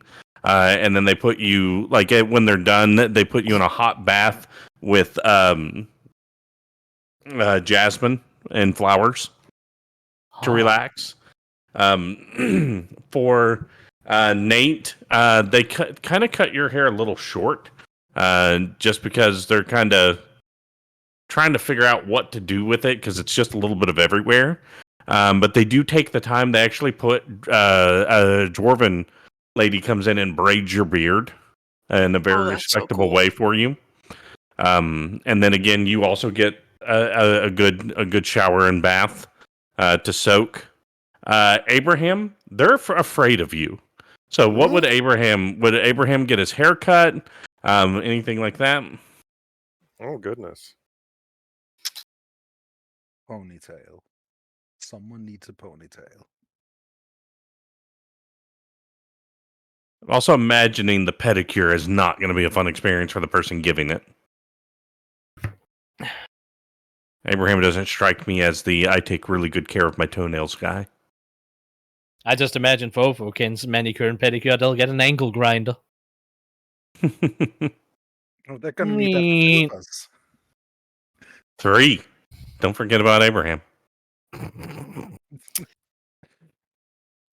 You know that when they have to do Abraham, they'll get the industrial sander. Is that how he's going to come out with the trimmed and styled? That's nice. That's going to look nice, Abraham. So yeah, so he actually gets a beard trim and gets it all cut up, and looking pretty It smooth. happens on accident. They ask him like what he would like, and they offer him suggestions, and he just says, "Oh, sure," and they just end up going with it. Yeah, and he just ends up agreeing to more and more things, and he's like, I didn't know what they were doing. They just asked me if I wanted this, and I said sure. Yeah, your feet actually feel fantastic because it's been a long time since you've had a good soak and all of that. Your steel. They actually you get because this is the first time you've really even gotten cleaned up after the fight, so they notice that they actually pamper and do a lot of like ice and salt around wounds and whatnot and get everything cleaned up. Your hands and feet feel really good after everything. So you're feeling pretty good. Gobs, you do get in trouble during the face mask because you keep eating the cucumbers. Oh yeah, definitely. It's cucumber. I don't know what these things are, but the crunchy, the tasty. Is this a form of chip? They're cucumbers. They're supposed to, don't eat them. Wait, you said cucumber? I thought they were cute cumbers. Because they were small. They're something else is, because of the nature of everything Gobs has gone through. It's been a long time since you've had an actual like full soap bath. She actually comes out whenever you guys start to get out. Talah, she's actually a brighter shade of green than you thought. No. It's not. It's just a little bit brighter, right? So it's like, and then when she smiles because they've gone over and done the full facial, they've cleaned her teeth, all of that. So she is actually cute at this point in time, rather than the slightly intimidating goblin that you've seen. So it takes you back a little bit. She looks like a wet cat. She feels like that, maybe, she looks but she less doesn't intimidating look like because it. she's all like out of sorts. Yep. So it probably takes Othokent the longest to get done. Have to clean all those pores. Yeah, had to get on in between the scales and stuff, which he's not dirty, but they are thorough. But yeah, so everybody comes out with their new haircuts. They're all trimmed up. Everybody's looking good, prim, proper, and healthy. Oh, something else. I want to go back a little bit. The tailor for Abraham. The missing eye. Do we wish to put a patch? Put a patch. Yes. Let's see. I figured that would be what would have to happen. I will take care of you, my friend. While you may not be able to see out of that eye, no one will be able to look past it. Confused by his... It will be an accent piece that will make you stand out in a crowd. I'm confused by his passion. He's just really intense about clothes. I'm like, okay, Awesome. all right. So, as you guys are Fine. leaving, it's early evening. Is there anything else you would like to do? No. Get some new shoes to go with the dress. It's all being provided by the tailor. Taylor's doing all of that. Yep. All right. No shoe shopping for the woman. Down, Aw, man. down. You already get to play a cat in the other game. Stop it. How about a new purse?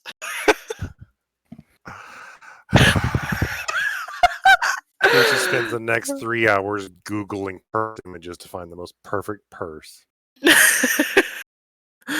No. As soon as someone mentioned, "Oh, you're going to a party up in the sales level," I was like, "Okay, let's go look for a dress." All right, so what are we doing? Anything else you guys are doing that evening? I guess not. Not personally.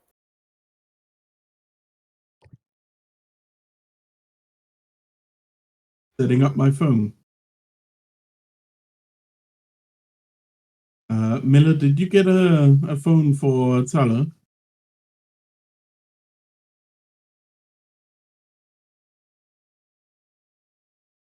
Oh yeah, I did. Sorry, it's just texting someone. Right. I got this. I was trying to get like a pink thing. You seem to like that. They didn't have it though. But I got rose gold. I hope that's good. Like rose gold. And Talah does not answer. Talah. Oh, fuck up. No, because my mom walked in after hearing me talk about purse and stuff, and then she made a joke, so I didn't hear. I'm sorry. She had a joke. You All don't right, need so- to hear the joke. So you've been given a phone Yeah. that's rose gold. Yes. Okay. Instead of pink as I was trying to get you. They didn't have it, so closest was that, and I hope that's fine. Definitely. I really like this. Thank you. And I appear to have lost the receipt. Oh, what a shame. I won't know what to charge you. Well, but I mean, I can just give you an amount. No. Use your new phone to look it up. By the way, it was 10 gold for everybody at the spa. Okay. Why is this so expensive? How much is the phone, by the way? I believe it was 25 gold. Something like that. I think it was something like along those lines. Mm-hmm. So I should probably make sure my dad gets this number instead of bringing you up every time. I mean, I don't mind answering, but yeah, kinda. Great. Also, I need your number. And Nate's.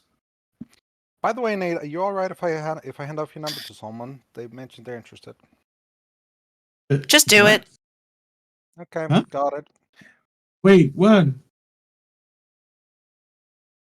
Nate, Okay. you have a date 3 Saturdays from now. We're going to prepare you. What is happening? I don't understand. You're being set up with someone. Set up. But in we the just survived. So as you guys are having this conversation, Mhm. as you walk back to your home, is there anything else anybody would like to accomplish tonight? No. Sending my dad a text message that, "Hey, this is my new number." Okay. Yeah. Yeah, Gobx he doesn't. is gonna he does not send someone respond. off to go fight because she needs to get that out of her system, and I imagine she's gonna get stopped. Definitely. All right, fine. Excellent.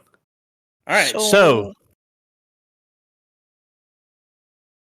But So dad didn't respond. Should I Call him? Yes. No. Pip, what do you think? That is up to you. Just don't hand me the phone this time, please. Why not? You know, I have a lot of respect for your dad. He is a powerful man. Yes. Head off the phone to me. I have no respect for the man. Neither do Okay. I. Oh, please no, no. I'm no. ringing him up. No, don't call him. I am joking. I already pressed the button. I did not. Gosh. It goes to his voicemail. Yeah, see, that's why I said. All right, you Nate is already say hiding. something into his voicemail when the beep goes. All right. Beep. Greetings. I am Dr. Othokent, your daughter's current employer. This is her phone. Please do call her, just to make sure that it is correct. Bye. Love you. Click. Awesome. So the rest of the evening goes without any issues. The next morning, you guys are able to go and pick up your clothing. Everything turns out exactly as described. The only thing that's a little bit unexpected is for Abraham. He has made an eye patch. It's got a hard back to it, but it's got cloth wrapped around it. And it is a very, very dark blue that's kind of got that metallic look to it. You know how they make cloth that's kind of got the metallic sheen to it, and it's basically when the light hits it and reflects off of it is the blue that you see. If it's like in a dark area where there's not light shining on it, it looks black. But Nice. it matches and goes well with everything. So you've got your little cloak and Nice. everything. Dinner is at about 5. And I'd say it's probably about 11:30 noon, right around lunch, when you guys pick up your clothes. Mhm. Jean-Pierre is very happy with the way you all look with your haircuts and everything. He said his cousin Janine did a good job, which is unexpected because she's not the most talented person in the family, but she's better than everybody outside the family, as he puts it. So, is there anything else you guys would like to do before you head to the dinner? One thing, yeah. Mhm.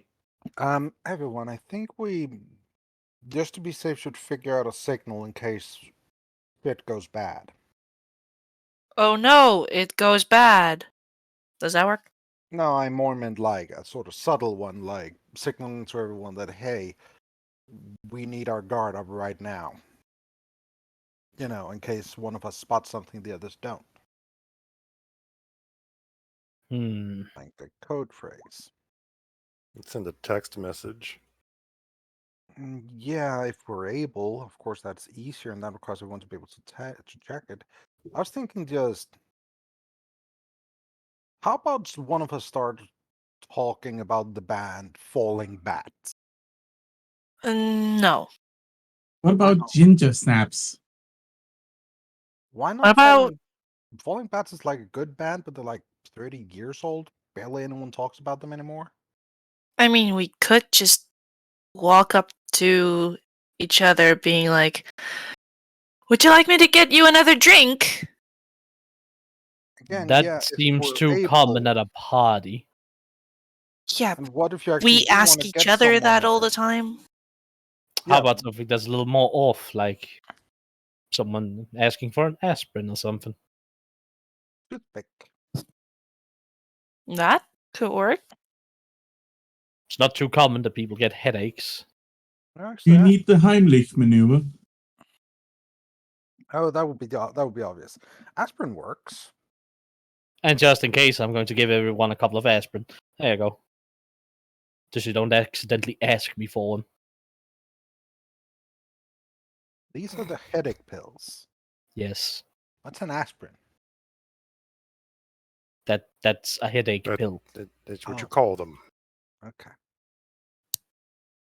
I knew. How long had you been working at the clinic again? Couple of weeks. Couple of weeks, yeah. I mainly answered the phone and put people's names and calendars. I'm training her more as a receptionist rather than a actual medical professional. Ah, okay. Though I Oh, am still going to. Awesome. I do know that there's this spot on the back of the head where if you hit it real good, you straight up kill someone. Though I will say I Thank am. He did Did you not learn figure- that in the clinic. I was going to say, did you figure that out there? No, I asked Otho, he showed me, and then I read up on it a lot. Though I will say I am teaching her basic wound care at least. I'm trying to. He's also teaching me how to So- do things. I have prepared spells, and I am just spending time with the Roscoes. Yeah, I need Awesome. to. Are you prep taking them too. either or both of the Roscoes with you? I'm taking both of the Roscoes with me. There was a Nice. time and place that I was going to leave a Roscoe behind, and something bad happened, and that's not happening anymore. Fight me on Awesome. that one. There might be a good reason to bring both and have one of them on the shoulder of someone else. Like if we split up. One of them can talk to me in my mind, and the other one's just a bird. Yeah, so have the one that can talk to you with someone else. Anyways, so Maybe. everybody gets all together. You guys get your stuff together. You get to have that cool slow motion walking down the road as you head up towards the lift, and that's where we're going to take our break. Yay, All right. breaks. So everybody take 5, and we'll be back momentarily. All right. Alright. Are we still on air during the break? We are, right? Yeah. Yeah. But Okay, Streamview can be deafened. No, it's just that I was gonna fill you guys in on what happened. Is all. Well, I'm gonna head to the bathroom, so. All right.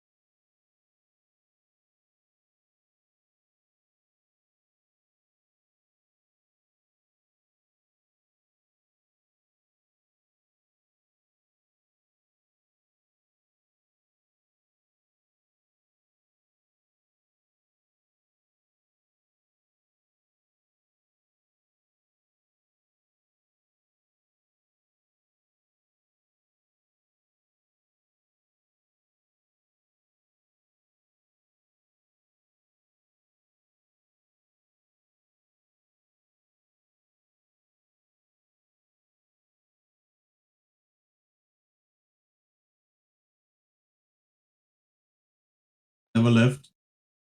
Awesome. Well, so you guys are headed towards the main lifts up to the foremast. So, as you guys are walking up to the guards that stand outside of the lifts, anything anybody would like to do? Offer them sandwiches. Hey, it worked out great for you guys the last time you offered someone a sandwich. Hmm? Do we happen to see a big old, what was he again? He was an ogre Etten. mage? Etten. That's the word, thank you. Do you happen to see an Etten anywhere? No, he probably lost his job. Aw. Well, hopefully Well, he that's learns. why he's Testing. working here. Yes, he lost his job guarding the plant, so they Testing. they fired him and gave him a promotion. Yes, Sen, we Yes. heard you. Hey, they can't ask your references if you Testing. don't put them down.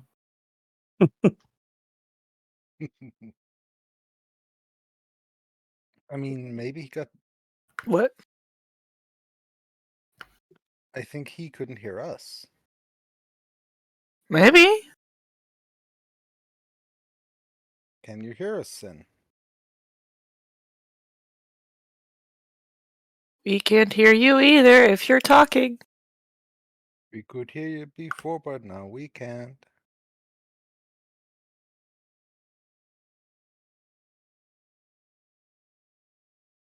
Testing. Yeah, Testing. there you are. Hear you? Okay. No, Discord suddenly just dropped connection to the channel. I had to restart it. Aw. Sorry to hear that. All right, so fancily dressed group walking towards the lifts. Yes. Yes, Who's leading? Otho. I am. Hello, sir. How can we help you? Greetings, gentlemen. We have an invitation for a party. All right, can I see said invitation, please? Of course, sir. I show him the invitation. All right, everything's in order. We were advised of your journey up. Please head forthwith to the senator's home and enjoy your evening up in the foremast. Thank you kindly, my good man. The forecastle. Sorry, I'm not a sailor. I'm not good at these terms. Don't worry. I judge you not. Appreciate that kindly. Enjoy your evening too, sir. Excellent. So yeah, you guys get on the lifts. You head up without any trouble. Directions are very straightforward, very easy to find where you're going. It is a pretty large home. It does have multiple floors. It's 2 floors, and very wide. So very well kept grounds, and straightforward path up to the front door. Hmm. This is certainly a change of scenery. So again, as a notice, there are little shrubs, but there's no grass, there's no garden, nothing like that. There's just a couple little shrubs here and there. It's because again, there is no natural groundwork here. These poor plants. Welcome to the foremast. Or the trysail, whatever we're calling it. Forecastle. Oh, sorry. The foreplay. Fancy Pants Town. Can I just basically every bush we come across just walk up and like druid craft so it blooms a little more? If you'd like to. Yeah. Roll out more of its life force so it dies quicker. Mm-hmm. Right. Make Good sure job. it burns up all its resources. Yeah. Mm-hmm. Good job, druid. Thank you. All right. You're so you welcome. guys are standing in front of the door. What would you like to do? I'm going to knock politely. Wait, what? What's the safe word again? Asking for an aspirin. Okay. The door opens, and there is a maid standing there. She is a half elf, a little bit older. She does have some lines on her face, so you know she's not the youngest person ever. But she's nicely dressed in a maid's outfit. Oh, hello! You must be the master's guest today. Indeed. A pleasure to meet you, ma'am. I'm Othokent. Welcome to the home. So not all of our guests are here yet, but the master himself is over in the drawing room. If you'd like to step in, and I can escort you there. Sounds good. Excellent. So you guys do step in, and immediately you step into the entrance hall. So has a large marble floor.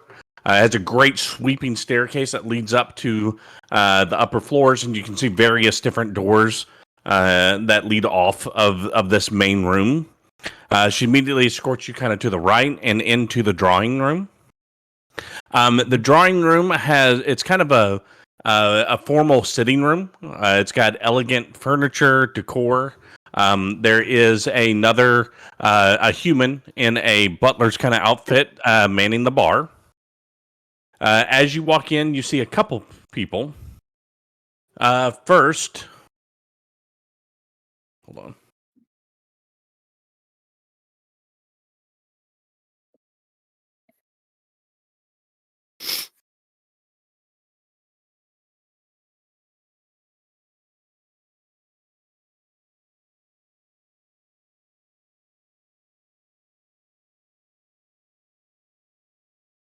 Hello?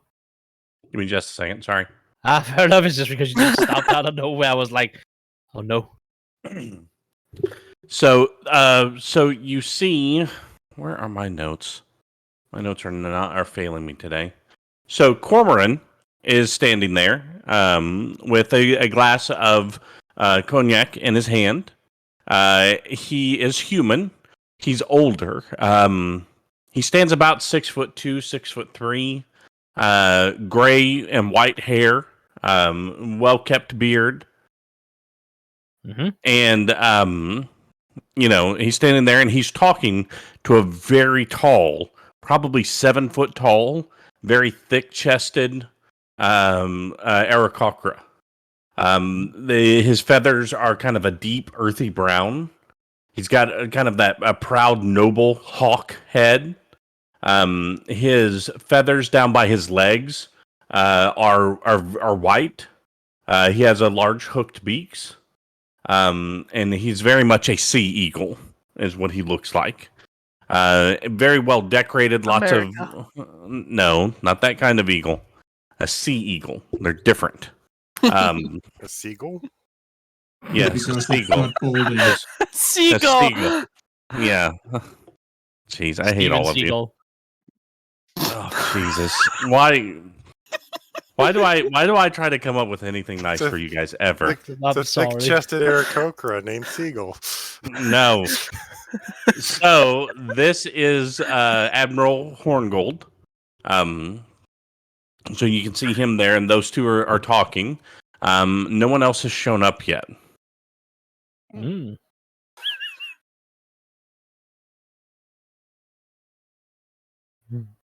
Oh, our guests are here.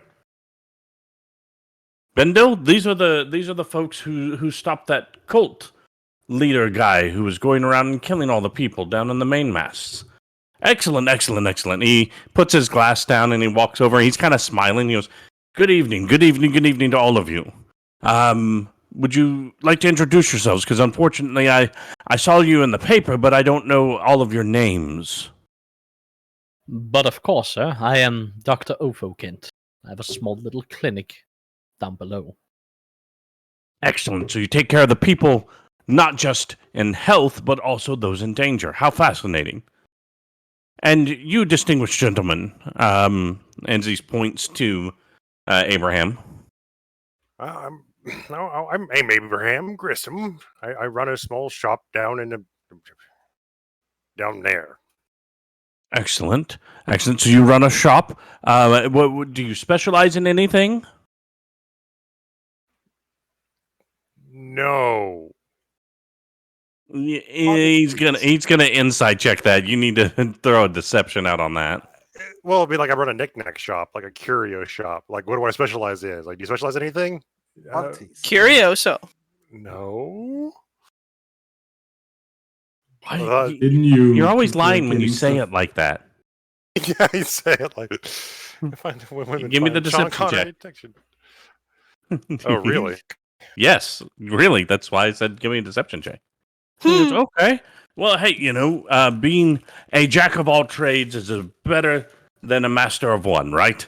Excellent, excellent. Well, good to see you. Good to see you. Oh, a little goblin. Excellent. What do you do, young lady? Oh, I'm what you call a hobo.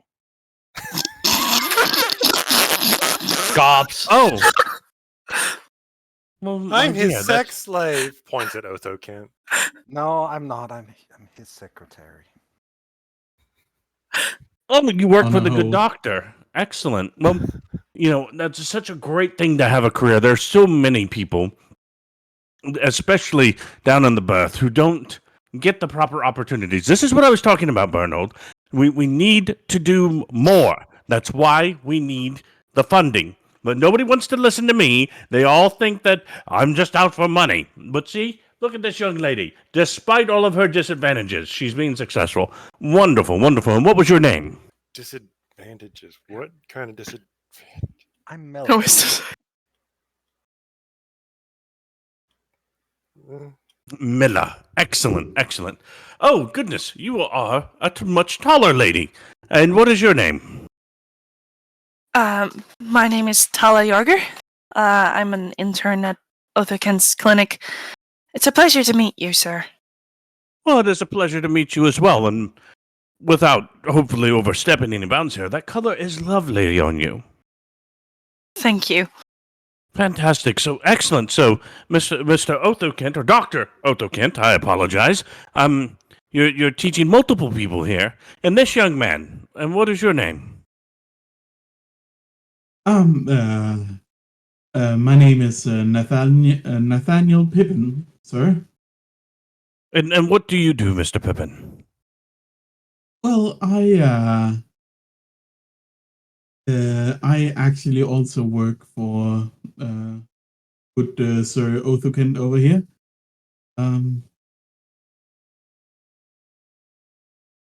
I'm very much trying to make sure that a lot of the younger people around in D&D pass a chance to actually get jobs in their future. So I take That them in is- as my apprentices. That is perfection. That is what those of us who have education and have wealth should be doing. Yes, we need to use our advantages to help lift the other boats up. The tides rise. With our fortunes, we should raise all the boats. And we need to do that by giving back, not just with money, but also with our time. Because if we do not spend our time with them, Dr. Othokent, then what are we really giving them? Right? Just money so that they are paid off not to bother us? Poppycock. Poppycock, it is not the right thing to do. Bernhold, that's why I keep telling you, we need to start. And he starts talking to Bernhold about starting a program with the schools to start like some type of ROTC type thing to start getting people, they need experience out on the boats. We need to make it easier for people to get work on the docks so that they can take care of themselves and not have to depend on the kindness of those people in the forecastle, because that kindness does not often come, or when it does come, it has strings. So they're having that long conversation. And during the middle of that, the maid comes back in and goes, if I may be so blessed to introduce Senator Wycliffe and his wife, the Lady Wycliffe. This is the course sale senator. He comes in, him and his wife. They're both halflings. They're a little bit older. You can tell by the way she dresses that Mrs. Wycliffe think that she's all that. Her dress is very, very deeply cut. Her legs, it's exposed all the way up to the hips. right? It's one of those kind of things. And you can also tell that she is not attractive enough to be wearing that dress, right? So it's one of those, so lots of gems, lots of jewelry. And she comes in and is like, oh, my dear Cormoran. Oh, excellent. Oh, you've actually opened the good booze this time. Huh, not like last time. Oh, thank goodness. Give you. And she starts snapping at the barkeep. He's like, give me something strong and expensive. Don't give me the cheap stuff. Save that for you and the staff later. And then Wycliffe goes over and goes, oh, Cormoran, it's good to see you. I'm looking forward to the dinner. I know we've had our differences lately, but I'm glad we can still sit down and be civil with one another. Quite right, quite right. It's definitely an important evening. There's some definite things we need to have conversations about, but we'll wait until after dinner for all of that. And they just keep making small talk. Lady Wycliffe, and at any time you guys want to interject, stop me, by all means. No, we're just getting a feeling for the kind of assholes we're going to be hanging out with for the next couple of hours. Yeah, it's really don't want to put my mouth without knowing who I'm talking to. Yeah, and then there's, the whispering conversation going on between Talah and Milla at this point. Yeah. And then the other thing that's kind of weird, give me anybody who wants to an insight check. Oh yeah, I'm paying attention. Definitely. These just seem like a bunch of assholes that I'd rather just shoot with magic missile than talk to at any given point. And Nate is way out of his depth. So, everybody but Nate notices this. It's not too terribly difficult. The Lady Wycliffe is overtly friendly and to the Admiral. She's doing things like she'll I need to pick up my wine and lean over in ways to make it incredibly easy for him to look down her dress, doing all of that kind of stuff. And the Admiral is having none of it. He does not like this. He is incredibly uncomfortable. His eyes are because he's like 7 feet tall. His eyes are not looking below 6'5" right now, right? So he's being cordial and polite as he has to be, but he is not. We're trying to talk to him. His eyes are locked on my haircut. It's like, sir, my eyes are. I'm fine. My eyes are down here. I'm fine. What was that he was uncomfortable with? Was that woman or? Yeah, Admiral. The Admiral is very uncomfortable with the woman who is. She's basically she's leaning on him, brushing her boobs up against him, all of that kind of stuff, right? Just being very overt. Yes, but his eyes are the other direction. Yes. Wow. Why would you post that? Why would you post that ever, Nari? I didn't post anything. You have no proof. Go in Doc's place. Yeah, definitely. I posted nothing. A few moments later, the head maid. What is wrong with you people? Will you stop it? Doc's place. Yep. I need an adult. You are what? No, you are not. You are. Yeah. Be your own adult. No. Anyways, a few moments, another 5 or so minutes pass. When a satyr gets escorted in. Everybody knows who this is. This is Captain Burge. He's wearing his uniform. He's not wearing his dress uniform. But he comes in and yeah, hello, I'm here. Thanks for inviting me. And then he looks at you guys and he just smiles.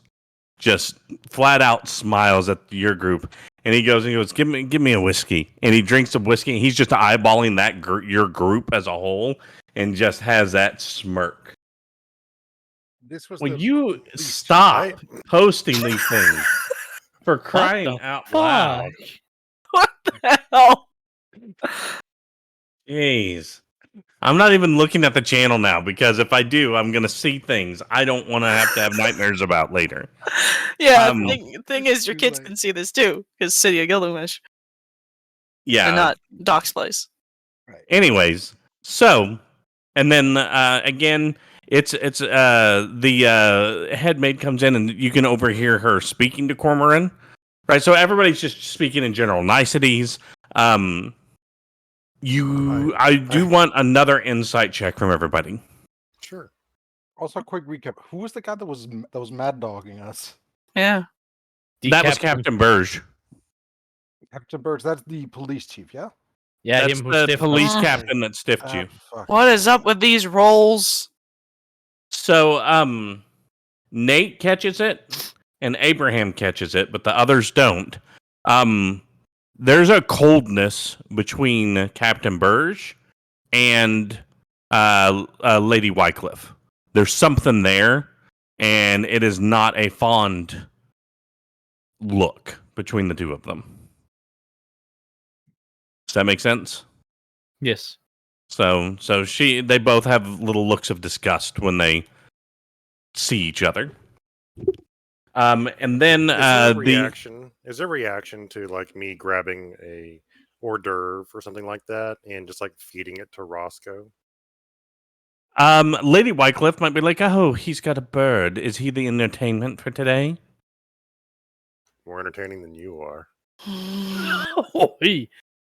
Oh, how droll! And Cormoran goes, "Now, he is our guests. These gentlemen and ladies were involved in stopping the cult leader down in the main mass level. The one who was going around and gathering people and turning them into zombies and zombie-like things, and he caused many, many deaths, and they were able to find him and stop him voluntarily. It was a great deed for the city.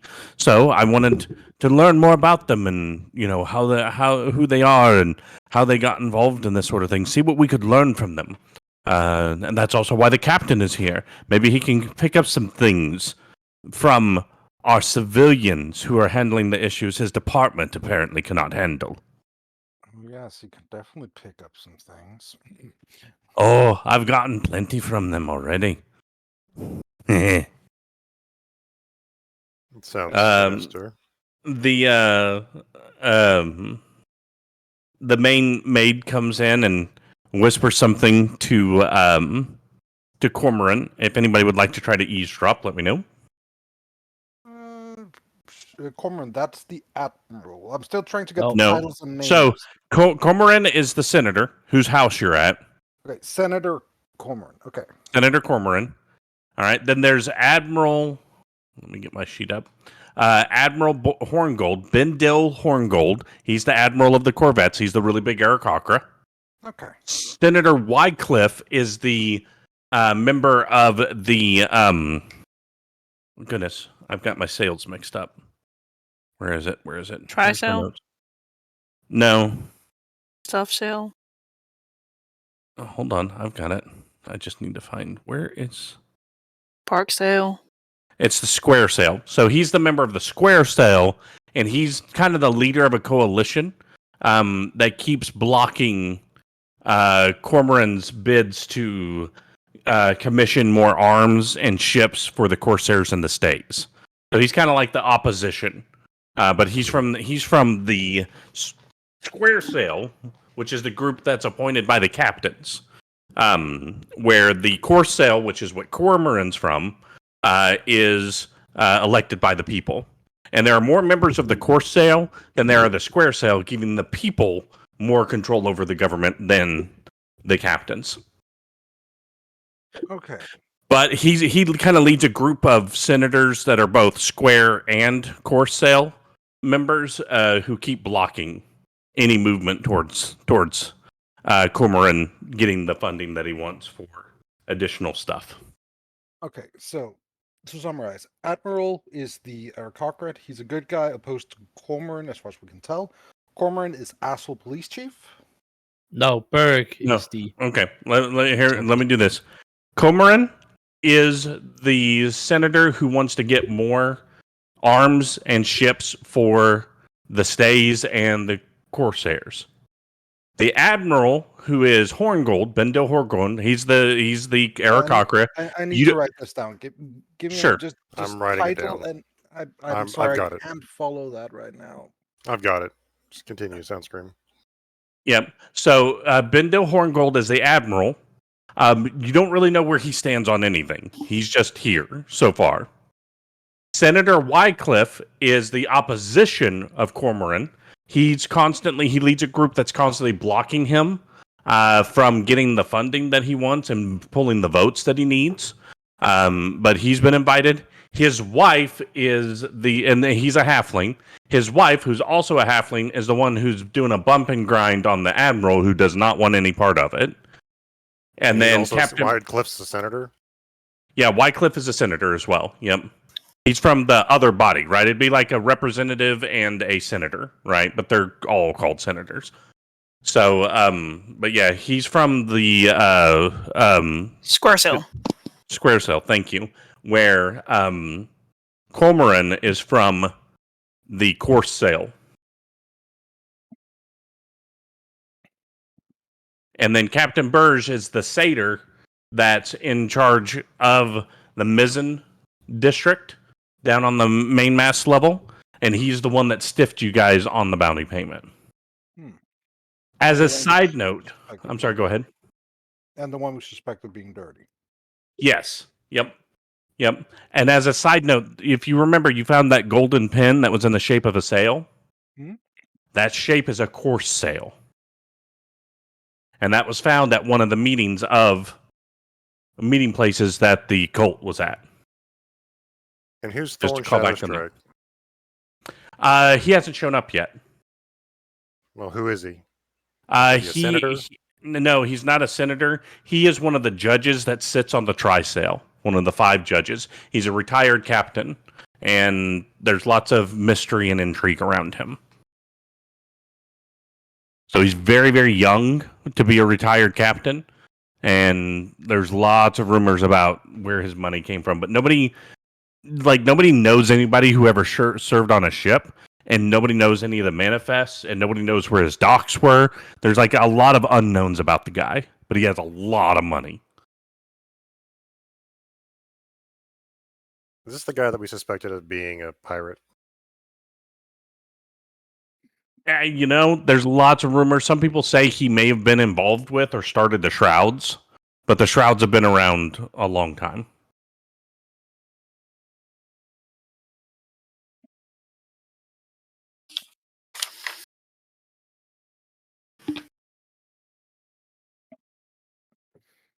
And then the only other thing that you guys would know is that Cormoran, one of the things that gets thrown at him in those big debates on whether they're going to fund that, his family owns the shipyards that build the Corsair ships, and he's the primary arms shipper. Their family is. So a lot they say, "Oh, you just want this so you guys will make more money," is what they throw at him. Testing. Testing. Can you hear us? Testing. I'm losing codec quality. I'm gonna reconnect. Sure. All right. So does that make better sense so far? Yeah, it does. It also helps having it written out like that. I just can't manage that mentally. Right Sure. now. Testing. You good, Sen? Possibly still got a problem. Oh no. Wait, What? Nope, it's better now. Okay. Yay. Yay. We like better. All right. So the picking up where we were, the maid comes in and says, or who anybody who wants to try to eavesdrop on this, give me a perception check. And what we're eavesdropping right now is who and who? The maid is speaking to Cormoran. Okay.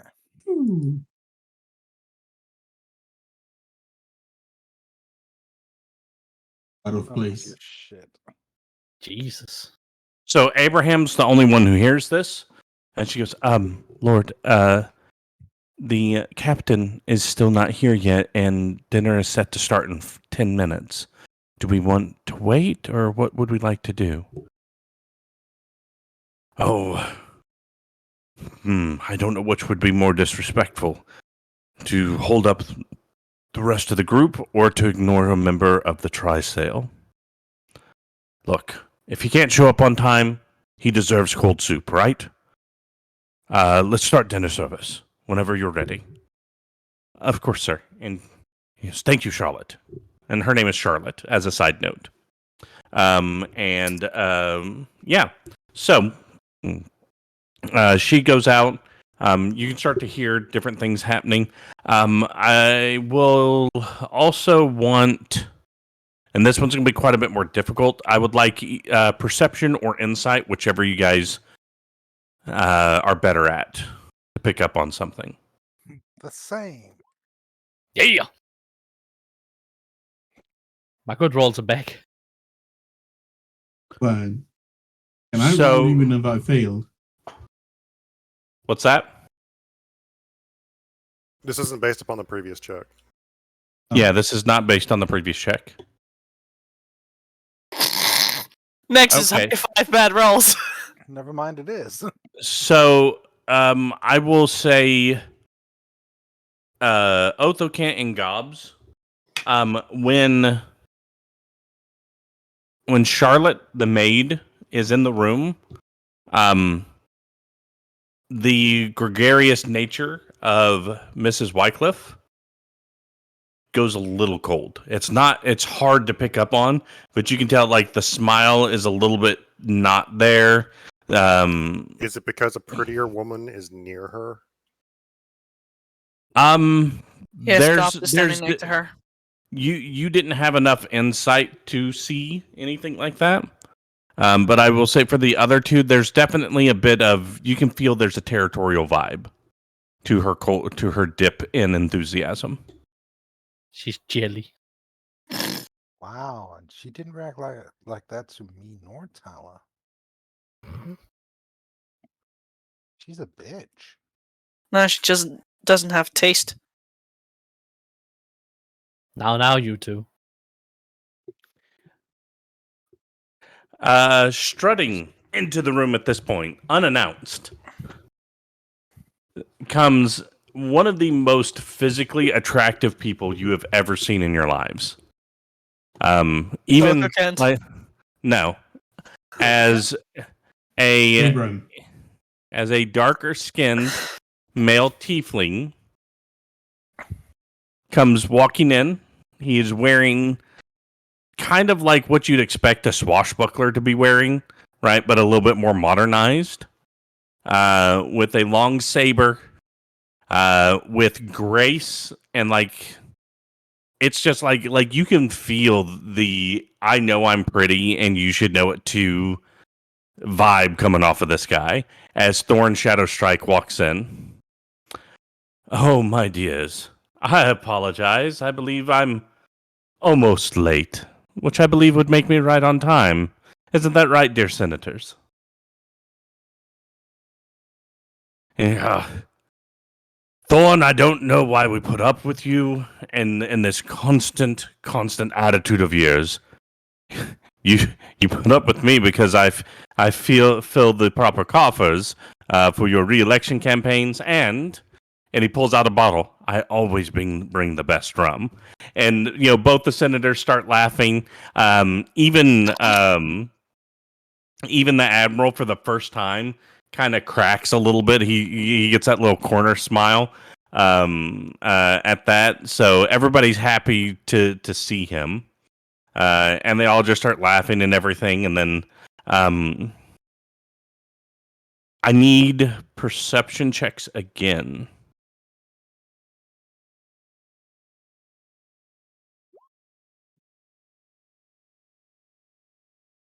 I'm a fucking pogo stick tonight. Holy hell. 2 nat ones and 3 rolls.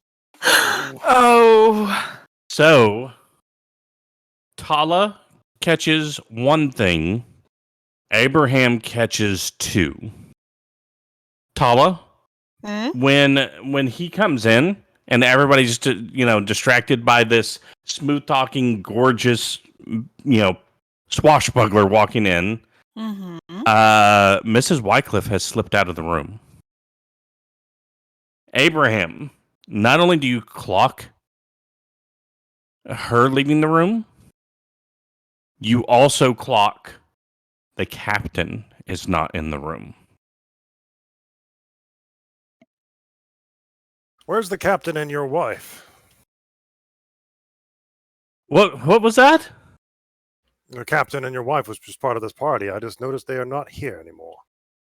Oh, they must, the captain, he can't hold his liquids, so he probably had to go to the restroom. And my wife, being a woman and all, obviously she can't control herself. No offense to the beautiful ladies present. So she's probably in the ladies' room. I see. Charlotte, the maid, comes in. As she walks in, scooting in behind her are both the captain and the missus. The missus is not smiling, and she's a little bit flush in the face. And then Well, that wasn't a good bang.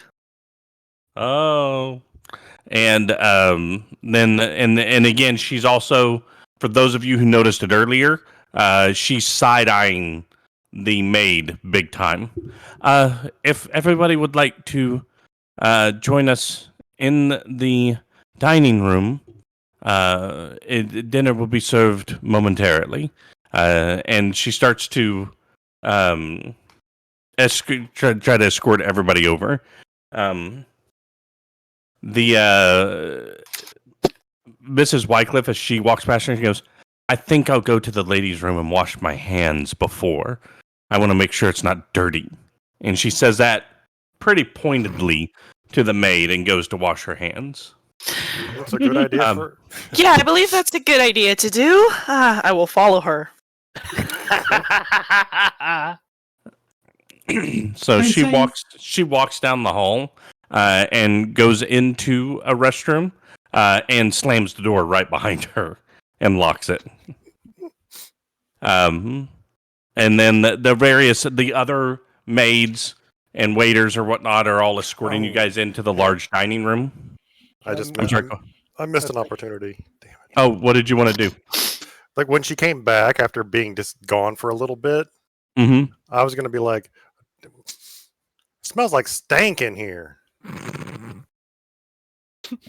Well, you'd have to succeed on a perception check unless you're going to just throw the dice on that. Oh, maybe.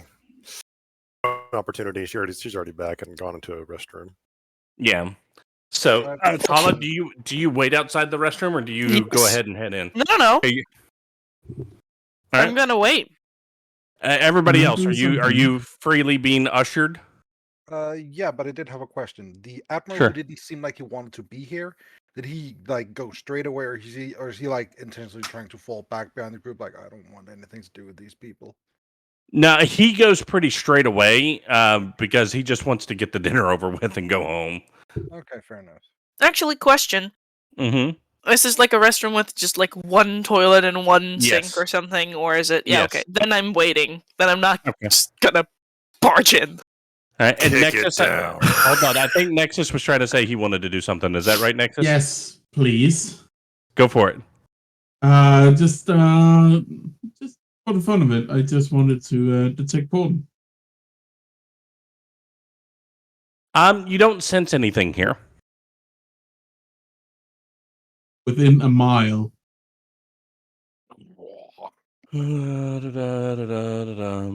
You would sense a little bit of something coming from the direction of the professor's house. That same portal you detected before, but you're not detecting anything really closer than that. Yeah, that's fine. As long as there's nothing in this whole area. Yeah, there's nothing anywhere near you. Cool. Okay. Thank you. So is anybody else going to try to slip out of the group, or are everybody else is going? I'm gonna try and stay behind a bit to wait for Talah. There's no way in hell Othokent is going to be able to sneak anywhere in all of this. I'm gonna follow it. See if the captain disappears at any point. The police captain guy thing. Yeah, he goes and he sits down and he just starts playing with the napkin, going, "All right, hopefully this is worth my time." He mumbles, and the admiral goes, "Captain, remember you're here as a representative of all of us who wear the uniform. Please act your station." He's like, "Aye, aye," and does a mocking salute. I mean, every new experience should be worth your time, shouldn't it? You'd think so. No, I know so. He just kind of rolls your eyes at you and kind of starts to ignore you. And then, so a few moments pass, you hear the toilet flush and the water run, and the door opens, Talah, and she's like, "Oh, can I help you?" I was waiting for my turn to wash my hands, so if you could Good. kindly move along so I can do that, then yes, that would be helpful. Stab. Filthy deckhands, she says as she pushes kind of past you and Mhm. starts to walk towards the room. I'm gonna just quickly wash my hands and then start walking back and then realize, you know what? I can make something out of this. And wait a couple minutes and then walk back. Okay. So I want to be late, as it were. Fashionably late. Yeah, so And everybody's make a remark when I walk in. so Nate, are you still gonna just be waiting outside for Talah? If I'm allowed, I will. Yeah, it's gonna be a couple minutes for her to come back. Are you gonna get uncomfortable and sit down, or would you just stand there anyways? Because one of the waiters would come in like, "Sir, would you like to take your seat?" I will sit down then. Okay, so you sit down, and Cormoran comes in. He comes in through the servant's door from where the kitchen is. Excellent, excellent. Everything's smelling delicious and wonderful. Hopefully you don't mind. We're gonna start with some fresh seafood soup to get started with, and then we have an excellent eel casserole that we'll be dining on this evening, followed with some lotus ice cream and a cake for dessert. So hopefully you guys enjoy it. The whole point of this is I wanted to bring in our friends from the main mast. One of them seems to be absent. Where's the beautiful young lady? I think Apologies for being late. I think the toilet was a bit clogged by the person in front of me. Oh my! Well, I will have somebody. Charles, can you go look at that, please? I apologize, my dear, but wow, I'm sorry again. I hope it's not forward, but that color on you, you're worth waiting for, my dear. If you would please have a seat, and we can get started. Of course. Again, sorry I'm late. Excellent, excellent. So the soup course will begin, and then we'll proceed to our main meal. And again, I do just want to thank all of you for being here. Our dear friends from the mass level who did a tremendous service to the city by stopping that madman. This is just a small way for me to show my appreciation and to get to know you. You know, some ordinary people who have stepped up to do such a great thing. The Admiral, as always, is welcome in our home. You just came back from a long tour, and I know, coming back to an empty nest, so to speak, with your son off at school, and unfortunately, with your wife being gone. You deserve a warm meal, a good meal when you come back home. And I wanted to give that to you. The captain, you are here as you are also involved in that situation. And then, of course, my dearest enemy, Lord Wycliffe. I just have some opportunities that I'm hoping we can speak about after everything. More than anything, we need to show everyone that despite our disagreements, we can still be cordial to one another. So I hope you all enjoy the evening and enjoy the meal. And at that point, the different waiters and waitresses start to come in to bring in the seafood kind of stew that's going to start the first meal. They offer water. They also have wine to drink, things like that. The room is very well decorated. It's a long table. He's sitting at the head of the table with on his direct left would be Senator Wycliffe, and then his wife, and then on his direct right would actually be Othokent. He has Othokent, then the Admiral, then it's the other, it's Abraham, Nate, and then across from them it goes Talah. So Talah is sitting next to Mrs. Wycliffe. It's Talah, Gobs, and then the captain is on the end cap. He's on the opposite end. So Gobs, the captain, is right there to your left. So as we go through this course, that was the right. yeah. As we go through this course, is there anything anybody wants to do? Anything you want to check out?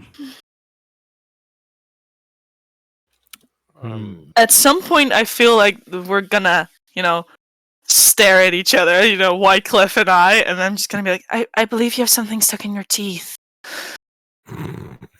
Oh, quaint. Just have to do whatever you can to get back at your betters. Is this what it is? This is all you can afford to do? I mean it. There's seriously a piece of lettuce stuck in your teeth. There's no lettuce in this meal. And she kind of turns and starts ignoring you. So she kind of turns so her shoulders, like her back's kind of to you. Mm-hmm. Othokent, Perfect. Then no one has to see your bloody face. Cormoran is talking to you about. There's a painting that hangs on the wall. This real big painting, and it's of a ship that's sinking. And he tells you that's actually when he was young, he was one of the Corsairs. His family wanted him to go straight into running the business, but he wanted to do service. And he was on a ship that was made by a rival company. And that ship, they were going on a course due northwest of Neap. And they hadn't built the engine properly. And the fire elemental that is bound to the engine to create the steam for the steam engine got loose and ruptured the ship, and it sank. And that's one of his driving things, right? That's one of the things that shaped him. Is like, there are people who are out there trying to serve us, and if they don't get the best possible equipment and they get shoddy work, not only can they not protect us, they could also get hurt themselves. And he kind of talks about how that's a driving force behind him wanting to make sure that they get the proper funding and whatnot. And then Wycliffe just keeps in and is like, of course you want them to have the proper funding, because then more of it gets to fill your family's coffers. He's like, now, I do not charge the families or the city the full rate. He's like, it doesn't matter. The volume is enough to put money in your pockets. We all see through it. You're just wanting to use your position of authority to skim the tax-paying captains of their duly earned funds. And that kind of debate's kind of going back and forth. About 10 minutes into this, Talah, you do notice Mrs. Wycliffe starts looking. She's like kind of turning a little bit pale. Okay. Like she may not be feeling so good. And she goes, excuse me. And she gets up and she goes out into the hall and kind of goes off for a minute. Does anybody want to do anything while by all means, like I said, interrupt me while we're going through this.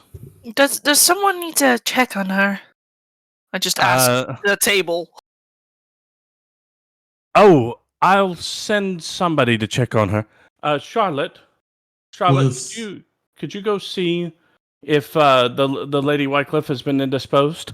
And Charlotte just kind of gets a pained look at her. She goes, I'll make sure somebody checks on her. Do you need medical assistance? I'd be more than Insight willing. check. You can give me that insight check. It's really obvious she does not want to go check on her. Yeah, but is she going to send someone else then? Yeah, but she steps out and starts going up the servants' hallway. Oh, all right.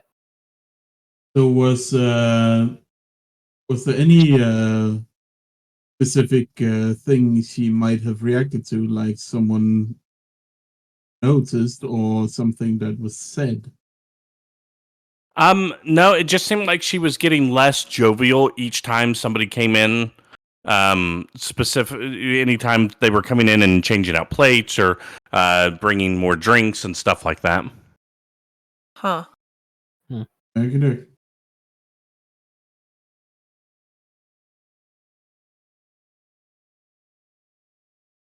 All right. Actually, although she might need medical attention.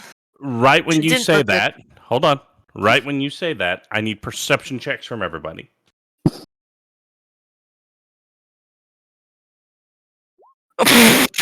What is up with these rolls? Wow, Nexus, I feel bad for you. Holy fuck. So Talah and Nate don't hear this. Othokent is going to hear part of this, and Gobs is going to hear a little bit more. So I'll start with Gobs, because I will tell you the part that you hear that Othokent doesn't. You hear a bump, bump, bump, bump, and then Othokent and Gobs both hear a blood-curdling scream coming from the hallway. I am going to run out there immediately. All right, as you stand up, and it's not just you. The Admiral hears it, and Cormoran hears it. You all stand up and goes, what was that? And as you run out into the hallway, you see down the side of the stairs, laying on her back in a pool of blood, Mrs. Wycliffe. Hey, murder mystery. Well, I'm going to do what I do best and try and make sure she survives. We'll find out what happens next week, as this is the end of our session today. A So it's a murder mysterious dinner, and someone gets Classical killed. murder mystery. Classic clue.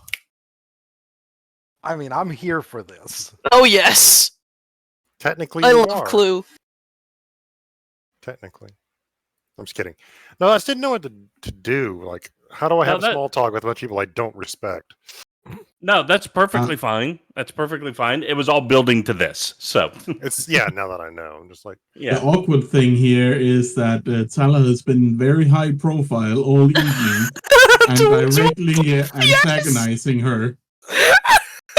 it's perfect. It's Yeah, He is the main suspect. Yep.